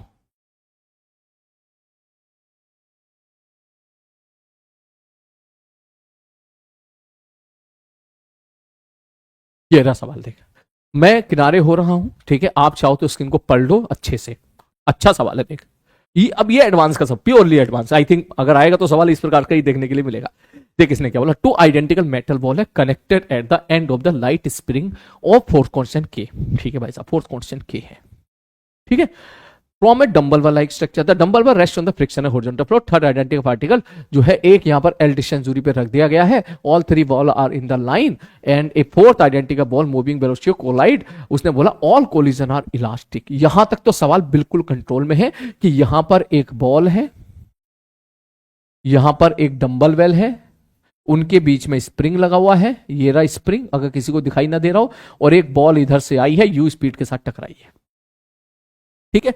अब उसने क्या पूछ लिया, उसने बोला कि फाइनली हमने देखा कि right most ball acquire a velocity you, हमने देखा कि सारे कोलिजन इलास्टिक है और बाद में सबसे राइट मोस्ट वाली जो वेलोसिटी है, सबसे राइट मोस्ट मतलब ये वाली जो यू के साथ गया है, यू स्पीड के साथ गया है, तो बता दो मिनिमम वैल्यू ऑफ एल कितना होगा, ये एल की कम से कम वैल्यू क्या होगी। स्क्रीन को पॉज करें, क्वेश्चन को ट्राई करें, पहले मैं इधर हो रहा हूं, ठीक है, चलो आओ देखते हैं सवाल को, देखते हैं। सर देखो, मैंने कहा हाँ, सवाल वाला ये कह रहा है कि यहां से एक बॉल इधर आई यू स्पीड के साथ, मैंने कहा ठीक है, ये स्प्रिंग है ऐसे रखा हुआ, ये भी एम, साथ सबका मास सेम है, और ये मास एम है और ये डिस्टेंस एल है, मैंने कहा ठीक है सर, ये जब इससे टकराएगा, दोनों का मास सेम है, तो ये अपनी वेलोसिटी तो इसको दे देगा और ये खुद रेस्ट पर आ जाएगा, दैट मींस ये जाएगा यू से और ये वाले भाई साहब आ जाएंगे रेस्ट पर। तो इसका मतलब ये तो हटाओ, ये तो बेवजह परेशान कर रहा था, ठीक है, ठीक है सर। अब फाइनली क्या हुआ है, बोले साहब फाइनली ये हुआ है, ये तो इनिशियल कंडीशन है, फाइनली ये हुआ है कि ये जो बॉल आपको दिख रही है, ये बॉल आगे मूव करिए बी यू स्पीड के साथ, फाइनली ये हुआ है, इसका पता नहीं लेकिन फाइनली ये हुआ है, ए बी सी, सी आगे मूव कर रही है, तो उसने एल की मिनिमम वैल्यू पूछ ली, ठीक है, ठीक है सर। तो अब अगर इसको जमीन से देखें तो बड़ा मुश्किल है ये, क्यों, जमीन से मोशन कुछ ऐसा दिखाई दे रहा होगा, ये वाला जो है, ठीक, ये जो है, ये जो डंबल बेल है, क्योंकि यहां पे इसको जाएगा, इसको स्प्रिंग को कंप्रेस करेगा, स्प्रिंग कंप्रेस होगा, इस पे पीछे फोर्स लगाएगा तो स्लो डाउन होगा, इस पे आगे फोर्स लगाएगा तो स्पीड अप होगा, तो ये आगे भागेगा, वो इस प्रकार से मोशन होगा, फिर दोनों बंदों की वेलोसिटी सेम हो जाएगी, स्प्रिंग के अंदर मैक्सिमम कंप्रेशन आ जाएगा, फिर स्प्रिंग खुलेगा, फिर इसका मतलब सेंट्रोमास के रेस्पेक्ट में ऐसे मोशन हो रहा होगा और सेंट्रोमास खुद आगे जा रहा है बी नॉट बाई 2 वेलोसिटी के साथ, तो इसका मतलब मोशन इस प्रकार से हो रहा होगा, तो जमीन से बड़ा मुश्किल है, लेकिन सेंट्रोमास के ऊपर जाके बैठ जाओ तो ऐसे दिखाई दे रहा होगा, ठीक, ठीक है सर जी। तो सेंट्रोमास के फ्रेम में मैं ऐसा बोल दूं, सर फायदा तो है सर, ऐसे एसएचएम करता दिखाई देगा, इसका टाइम पीरियड कितना होगा, बोले टी बराबर 2 by under root mu by k, मैंने कहा म्यू बाई के का मतलब क्या हो गया, बोले सर म्यू का मतलब है एम बाई 2, मास सेम है तीनों दोनों का, तो M by 2 M multiply upon sum बटे के, म्यू होता है m1 m2 बटे m1 प्लस m2, तो टाइम पीरियड तो पता चल गया। तो अब उसने एल की मिनिमम वैल्यू पूछी, अब आप ये सोचो, अब क्योंकि ध्यान से समझ, क्योंकि ये वाला बंदा पहले रेस्ट पे था और तीनों का मास सेम है, अब फाइनली ये यू से जा रहा है, मतलब जो इसकी वेलोसिटी वो इसकी वेलोसिटी, तो इसका मतलब ये तो श्योर है कि बी वाले बंदे ने सी वाले को टक्कर मारी होगी, और उस वक्त टक्कर मारी होगी जिस वक्त बी वाले बंदे की वेलोसिटी यू थी, बी वाले बंदे ने सी वाले बंदे को टक्कर मारी होगी, तभी सी वाला चला, और सी वाला उसी स्पीड के साथ चल रहा है, यू के साथ चल रहा है। तो इसका मतलब टक्कर जब हुई होगी इलास्टिक ही है, मास सेम है, तो इसका मतलब अगर सी वाला यू से भागा है तो जब बी वाले ने इसको टक्कर मारी होगी तो बी की वेलोसिटी भी यू होगी। तो दैट मींस ये बात समझ में आ गई कि जस्ट टक्कर से पहले का डायग्राम कुछ इस प्रकार का होगा। ये सी है, ठीक है, ये सी है, ये बी है, ये ए है, इसकी वेलोसिटी इधर यू है, और ये ई बराबर 1 है, तभी भागेगा वो। और इसका मतलब मोमेंटम कंजर्व अगर मैं करूं, क्योंकि एक्शन ऑफ फोर्स तो 0 है, ये रेस्ट पे था, ये यू पर, इसका मतलब ये यू है तो ये रेस्ट पर हो जाएगा। मोमेंटम भी तो कंजर्व करता है, एम इंटू यू प्लस 0 बराबर इनिशियल मोमेंटम बराबर फाइनल मोमेंटम। बोले हाँ सर, तो इसका मतलब ये बात हमको समझ में आ गई है कि हमें क्या चाहिए। उसने बोला एल की मिनिमम वैल्यू बता दो कितनी होगी। तो एल की मिनिमम वैल्यू का क्या मतलब हो गया कि हमें बेसिकली चाहिए कि इस बंदे की वेलोसिटी, ये जो रेस्ट पे दिख रहा है आपका, इस बंदे की वेलोसिटी कब भी हो जाएगी, कब यू हो जाएगी, पहले तो ये बता दो आप, यू कब हो जाएगी, वापस यू कब होगी। अभी 0 है, इसका मतलब अभी 0 है का मतलब ये समझ, अभी ये मीन पोजीशन पर है। अच्छा, अब मैं वैसे तो नहीं बोलना चाहिए, अभी सेंटोमास के फ्रेम में बात करते हैं, तो इसका मतलब सेंटोमास के फ्रेम में, अगर मैं सेंटोमास के फ्रेम में बात करूं, सेंटोमास के फ्रेम में बात करूं, सेंटोमास के ऊपर जाके बैठ जाऊं, तो बी वाला बंदा तेरे को अपनी तरफ आता हुआ दिखाएगा B0/2 से, ठीक, और ए वाला बंदा तेरे को जो है सेंटोमास फ्रेम है, तो ए वाला बंदा इधर आता हुआ दिखाई देगा B0/2 से, सेंटोमास फ्रेम में। तो अभी B0/2 वेलोसिटी है, फिर वो आएगा, फिर वो आएगा, फिर वो आएगा, और फिर वो रेस्ट पर आएगा, और फिर वो उधर जाएगा। तो अभी हमको ये देखना, और सेंटोमास खुद कितने से जा रहा है सर, सेंटोमास आगे जा रहा है यार, ये यू लिखना चाहिए, मैं B0 लिख देता हूं, U/2 U/2 U/2, ये चल रहा है, ठीक। तो अब अगर मैं आपसे पूछूं कि भाई यहां पे सेंटर ऑफ मास कहीं होगा जो खुद कितने से जा रहा है, बोले सर U/2 से जा रहा है आगे, तो जमीन के रेस्पेक्ट में तो यू वेलोसिटी उसकी, तो इसका मतलब सेंटर मास के रेस्पेक्ट में कितनी होनी चाहिए, बोले सेंटर मास के रेस्पेक्ट में इसकी वेलोसिटी कितनी होनी चाहिए, बोले U/2 होनी चाहिए सेंटर मास के रेस्पेक्ट में। आई होप ये बात समझ रहे हो, देख ऐसे समझ, ऐसे समझ, ऐसे समझ। बोले भाई ये बता, जमीन के रेस्पेक्ट में इसकी वेलोसिटी कितनी है, यू, टक्कर से जस्ट पहले, हाँ सर जमीन से पहले ये, और सेंटर मास खुद कितने जा रहा है, यू से, तो क्या मैं ऐसे कह दूं, at this moment velocity of B with respect to centre of mass is U/2। क्यों, क्योंकि सेंटर मास खुद आगे U/2 से जा रहा है, कांस्टेंट वेलोसिटी के साथ भाग रहा है। तो तुम सेंटर मास के फ्रेम में आ, तो सेंटर मास के फ्रेम में अभी अभी अभी इस मोमेंट पर बी की वेलोसिटी इस तरफ है U/2, तो U/2 मतलब 0.5 0.4 0.3 0.2 0.10 रेस्ट पर आएगा सेंटर मास के फ्रेम में, एक्सट्रीम पोजीशन पर आएगा। फिर वो जब आगे जाएगा 0.1 0.2 0.3 0.4 0.5, जब वो 0.5 पर पहुंचेगा, ठीक, तो इसका मतलब अब 0.5 का मतलब U/2 वेलोसिटी हो जाएगी, अब स्पीड फिर नेचुरल लाइन पर आ जाएगा, फिर वो आगे जाके स्लो डाउन होना स्टार्ट हो जाएगा। तो मेरा ये कहना है कि आप तो ये बता दो कि सेंटर मास के फ्रेम में U/2 कब होगी, तो तू कहेगा सर अभी तो आ रहा है तो आने दो ना, तो T/4 टाइम में तो इसकी वेलोसिटी 0 हो जाएगी इस वाले की, और फिर T/4 टाइम में इसकी वेलोसिटी फिर आपकी फिर जो है फिर इतनी ही हो जाएगी, U/2 आगे की तरफ हो जाएगी। और अगर उसी वक्त हमने कोलिजन करा दिया, उसी वक्त कोलिजन करा दे, तो हमें एल मिनिमम मिल जाएगा उसी वक्त, डिले मत करो, क्योंकि एल की मिनिमम वैल्यू चाहिए हमको, ठीक। तो इसका मतलब कितनी देर के बाद ये कोलिजन हुआ होगा, बोले सर ये हुआ होगा T/2 टाइम के बाद कोलिजन हुआ होगा। सोचना सवाल को आराम से, कौन से सोचना, अब T/2 टाइम के बाद इसका कोलिजन हुआ होगा, ठीक है सर जी। तो सवाल में क्या पूछ लिया उसने, बोले सर सवाल में उसने ये पूछ लिया है, अब आप देख लो T/2 टाइम में कोलिजन हुआ है, सवाल में पूछा है उसने कि मिनिमम वैल्यू ऑफ एल बता तो कितना होगा। तो भाई तो एक बात बता, यहां पर सीधी सी बात ये है, ठीक है, क्या सेंटर ऑफ मास के फ्रेम में क्या हो रहा है, SHME तो हो रहा है, बोले हाँ सर जी SHME हो रहा है। तो क्या मैं ऐसा कह दूं कि अगर T/2 टाइम में, इसका मतलब इसको यहां से यहां पहुंचना पड़ेगा कि displacement of B with respect to centre of mass बराबर, सॉरी ग्राउंड फ्रेम में लिख देता हूं, displacement of B with respect to ground बराबर displacement of B with respect to centre of mass plus displacement of centre of mass with respect to ground. Relative concept लगा देता हूं मैं। तो इसका मतलब अगर आप चाहते हो कि इतनी देर में इससे कोलिजन हो जाए तो displacement of B with respect to ground कितना होना चाहिए सर, एल होना चाहिए।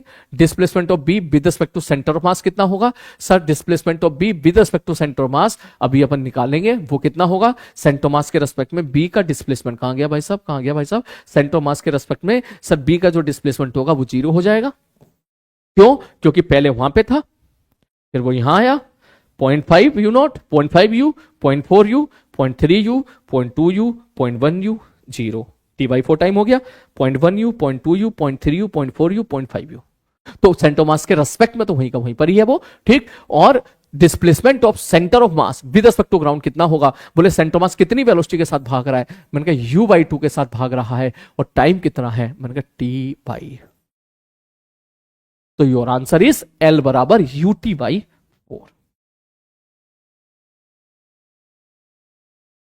u/4 इंटू टी कितना होगा 2π√μ/k, दैट मीन्स u π/2 क्या होगा मल्टीप्लाई अपॉन सम, ये हो जाएगा m/2k, ये आंसर जा रहा है, ठीक है। तो इसका मतलब सही जा रहे हैं ना, चेक कर ले भाई साहब, चेक कर लो चेक कर लो। हमें क्या चाहिए πu चाहिए, तो 2 अंदर भेज, πu 2 अंदर भेज, m/8k, और ये क्या है x के, तो x की वैल्यू क्या हो जाएगी 8 हो जाएगी। अबे समझे ना, देख मैं सुन, मैं इस सवाल आज का टारगेट मेरा ये नहीं था कि मैं सवाल को जल्दी से जल्दी करके बता के निकल जाऊं, नहीं, आज का मेरा टारगेट ये था कि सवालों की एनालिसिस थोड़ी सी कर लेते हैं, ठीक है, कि थोड़ा सा खेल लेते हैं, खेलना जरूरी होता है। खेलने के लिए हमेशा जरूरी नहीं टफ चीजों करो, कभी टुक टुक टुक टुक आसान सी 4-5 चीजें भी करनी पड़ती है। तो अभी हमने देखा इसको, इस सवाल को ऐसा नहीं है कि यही तरीका है, और तरीके से भी कर सकते हो सवाल को, लेकिन मुझे जो अभी आपके जो थोड़ा सा खेलना, मैं चाहता था कि आप खेलो कि कभी सेंटर ऑफ मास फ्रेम में मोशन कैसा हो रहा है वो दिखे आपको, जमीन के रेस्पेक्ट में मोशन कैसा हो रहा है वो दिखे आपको, ठीक, वो सारी चीजें दिखे। तो इसलिए जो है मैंने फिर ये सवाल यहां पे दिया। क्लियर है? अब पिछले सवाल में हो सकता है कुछ बच्चों को डाउट आया हो, बोले सर आपने यही मतलब यही क्यों लिया, t/2 क्यों लिया। मैंने कहा पीछे से स्टार्ट कर। उसने बोला ये u से गया, ये u से कब जाएगा, जब इसको किसी ने u वेलोसिटी के साथ मारा होगा। क्यों? मास सेम है, इलास्टिक कोलिजन है, मास सेम है, इलास्टिक कोलिजन है, और ये रेस्ट पर है और ये u से भागा है। इसका मतलब इस वाले बंदे ने इसको मारा होगा, कितने से मारा होगा, u से ही मारा होगा। तो जमीन के रेस्पेक्ट में उसकी वेलोसिटी u होगी। तो इस बंदे की जमीन के रेस्पेक्ट में u जो वेलोसिटी होगी कितनी बार होगी, इनफाइनाइट बार होगी वैसे तो। अगर मैं इसको भूल जाऊं, c को भूल जाऊं, तो जमीन के रेस्पेक्ट में तो इसकी वेलोसिटी बार बार आती रहेगी ना। लेकिन उसने क्या बोला है, उसने बोला भाई मुझे नहीं पता। मतलब तू समझ, अगर ये एल की वैल्यू 50,000 किलोमीटर भी होती ना तो भी हो सकता है थप्पड़ मार देता उसको, लेकिन उसने एल की मिनिमम वैल्यू पूछ ली। यहां खेल हो गया सारा का सारा, समझ रहा है। मान के चलिए 50 किलोमीटर है, तो ये ऐसे ऐसे ऐसे ऐसे जाता रहता 30, 40, 50, 60 घंटे बाद फटाक से मार देता थप्पड़। कभी ना कभी तो मारता ही ना, उसी लाइन पर है। लेकिन उसने ये नहीं पूछा कब, उसने पूछा कि मिनिमम वैल्यू बताओ। तो ये तो श्योर हो गया कि इसको जब इसने थप्पड़ मारा तो इसकी वेलोसिटी यू होनी पड़ेगी, और इसकी वेलोसिटी यू होनी पड़ी। अभी कितनी वेलोसिटी है इसकी, बोले सर अभी तो 0 है। तो अब हमको ये सोचना पड़ा कि इसकी वेलोसिटी आगे की तरफ यू जल्दी से जल्दी कितनी देर में हो जाएगी। तो जितनी देर में उसकी वेलोसिटी यू हुई है उतनी देर में अगर ये बॉल यहां पहुंच गई तो हमारा काम हो गया, तो फिर हमारा काम हो गया। आई होप बात समझ गया होगा। तो ठीक, तो अब हमने देखा, अब इसको हमने विजुलाइज करा कि अभी इसकी वेलोसिटी कितनी है, अभी कितनी है। सर इस पर फोकस करो, तू ऐसे भी देख सकता है सर रेस्ट पर है, ठीक है। तो इसका मतलब ये आगे अब जाएगा, स्पीड अप होता चला जाएगा, ठीक। तो अभी ये रेस्ट पे, तो इसका मोशन समझने के लिए सेंट थॉमस का कंसेप्ट है कि भाई जमीन के रेस्ट में एसएचएम नहीं करेगा। आप ये मत सोचना, हो सकता है कुछ बच्चे सोच रहे हो सर रेस्ट पर ही तो है ना। हमने कहा हाँ तो ठीक है ना, रेस्ट पर है तो क्या हो गया सर, ये आगे जाएगा तो आगे जाएगा a 0 -a 0। अरे नहीं, जमीन के रेस्ट में एसएचएम नहीं है। जमीन के रेस्ट में तो ऐसा मोशन हो रहा है इसका, दिस इज नॉट एसएचएम।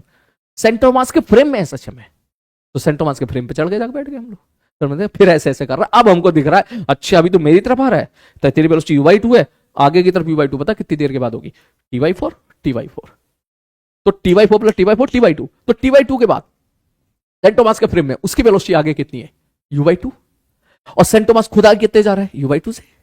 तो एक ऐसा फ्रेम जो खुद आगे u/2 से जा रहा है, उस फ्रेम के रेस्पेक्ट में इस बंदे की वेलोसिटी खुद आगे u/2 है, तो जमीन के रेस्पेक्ट में इस बंदे की वेलोसिटी कितनी हो गई, u हो गई। तो this is the minimum time, t/2 is the minimum time. तो इसी टाइम में मैंने कोलिजन करा दिया, हमारा आंसर निकल गया। क्लियर है? ठीक है, बस ऐसे ही मैंने एनालिसिस किया था, ठीक है, ताकि आप थोड़ा सा और अच्छे से इसको समझ पाए। अब इसमें कुछ सवाल और मैं आपको दे रहा हूं, ठीक है, ये होमवर्क है, करिएगा, ठीक है। कहाँ है क्वेश्चंस? लेके तो आया था मैं। एक सवाल ये है, ये प्लीज क्वेश्चन को ट्राई करना, ठीक है, कि एक बॉल है एम मास की, एक बॉल है 3m मास की, छोड़ दिया है, ऑल कोलिजन आर इलास्टिक, ठीक है, और जो है इनकी जो रेडियस है h से बहुत कम है, ठीक है, तो बता दो ऊपर वाली बॉल का मैक्सिमम हाइट कितना होगा। Find the maximum height of the centre of mass of the small ball, ठीक है। स्मॉल बॉल का सेंटर ऑफ मास, इसका सेंटर मास सबसे ज्यादा से ज्यादा कितने ऊपर तक जाएगा। ये सवाल आसान है, मुश्किल नहीं है, ठीक है, सवाल आसान है, होने वाला सवाल है, इसको ट्राई कीजिएगा। तो चलो आज की जो क्लास है, मैं आपको थोड़ा रिलैक्सेशन दिया मैंने आपको, ठीक है। अब प्लीज यार, है ना, अब तक के सारे केपीपी प्लीज लगा लो आप, ठीक है, और जो मैंने सुबह केपीपी दी थी प्लीज उसको लगाओ, बढ़िया तरीके से लगाओ, उसका लेवल अच्छा है। उसके बाद फिर मैं और डिफरेंट टाइप्स ऑफ क्वेश्चंस लेके आऊंगा, इस प्रकार के क्वेश्चंस लेके आऊंगा, इस प्रकार के, ठीक है, जो क्वेश्चन जो है जो और आपकी अंडरस्टैंडिंग को बेटर करेंगे, और भी क्वेश्चन लेके आऊंगा। जो सुबह वाली केपीपी आप लगाओ, केपीपी अच्छी है, बहुत मजा आएगा, सवाल हो जाता है, बहुत अच्छी बात है, नहीं होता है कोई बुरी बात नहीं है। मैं हूं यहां पर, मैं डिस्कस कर रहा हूं, ये तू देख रहा है, ठीक है, ऑलमोस्ट हर एक क्वेश्चन में यहाँ पे डिस्कस कर रहा हूँ, यहीं पर ही मेरा टाइम भी जा रहा है, काफी मेरी एनर्जी भी जा रही है, लेकिन तू उसका फायदा उठा, ठीक है, और बिल्कुल पैनिक नहीं होना है। और नीचे दिए गए कमेंट बॉक्स में अब तू रियलिस्टिक डेटा टाइप करेगा, इस सुबह वाली केपीपी के कितने क्वेश्चन आप बना पा रहे हो। मैं यहां पर स्लाइड अटैच कर दूंगा, ठीक है, पीपीटी फॉर्मेट पर लिख दूंगा केपीपी के सारे क्वेश्चंस को, तू अपने आंसर मैच करा लेना, और आंसर मैच करा के ईमानदारी के साथ बताना, देख ईमानदारी के साथ, ठीक है, कि सब मेरे इतने आ रहे हैं, कितने भी आए कोई फर्क नहीं पड़ता, तू बस कर, अभी समय है, कम से कम तू मेहनत तो कर रहा है ना। हमने जो एक प्रण लिया था कि तूने बोला था ना रगड़ दो बढ़िया तरीके से, ठीक है, तो भाई मजाक बात थोड़ी ना कि 25 सवाल रोज लगाना, अब वो भी एडवांस लेवल के, रोज लगाना 25 सवाल, और मास्टर के लिए मजाक बात थोड़ी ना है कि 25 सवाल डिस्कस करना रोज, ठीक है ना। हम दोनों के लिए ही मुश्किल चीज है, हम दोनों के लिए ही मुश्किल चीज क्या है, मुश्किल चीज मतलब इतने सवाल लगाना, ये मुश्किल चीज है ना। वैसे तो मुश्किल नहीं है, लेकिन इतने सवाल लगाना, ये मेहनत रोजाना कंटिन्यू रखना, ये मुश्किल चीज है, ठीक है। तो तू कर रहा है, तो बस इसी प्रकार से करता रहे, क्लियर है। और मुझे लग रहा है, जरा नीचे ये भी बताना है कितने क्वेश्चन हमने अब तक कर लिए हैं। 2000 का टारगेट है, तो एक 2000 का टारगेट अचीव करेंगे हम लोग, ठीक है। तो ये केपीपी 3 तू कर बढ़िया तरीके से, ठीक है। उसके बाद केपीपी 4 पे चलेंगे, जो है इसके बाद 4, 5 फिर रोटेशन पे जाएंगे, फिर और उसी प्रकार सेंटोमास और रोटेशन के कंसेप्ट को मर्ज करके फिर क्वेश्चन करेंगे बढ़िया तरीके से, फिर मैकेनिक्स को बाइंड अप करके फिर अपन आगे चलेंगे, क्लियर है। तो नीचे कमेंट दिए, नीचे कमेंट बॉक्स में बेटा टाइप करो हर एक चीज और सारी चीजें जो भी आपके मन में आ रही हो। मिलते हैं जल्दी, टेक केयर।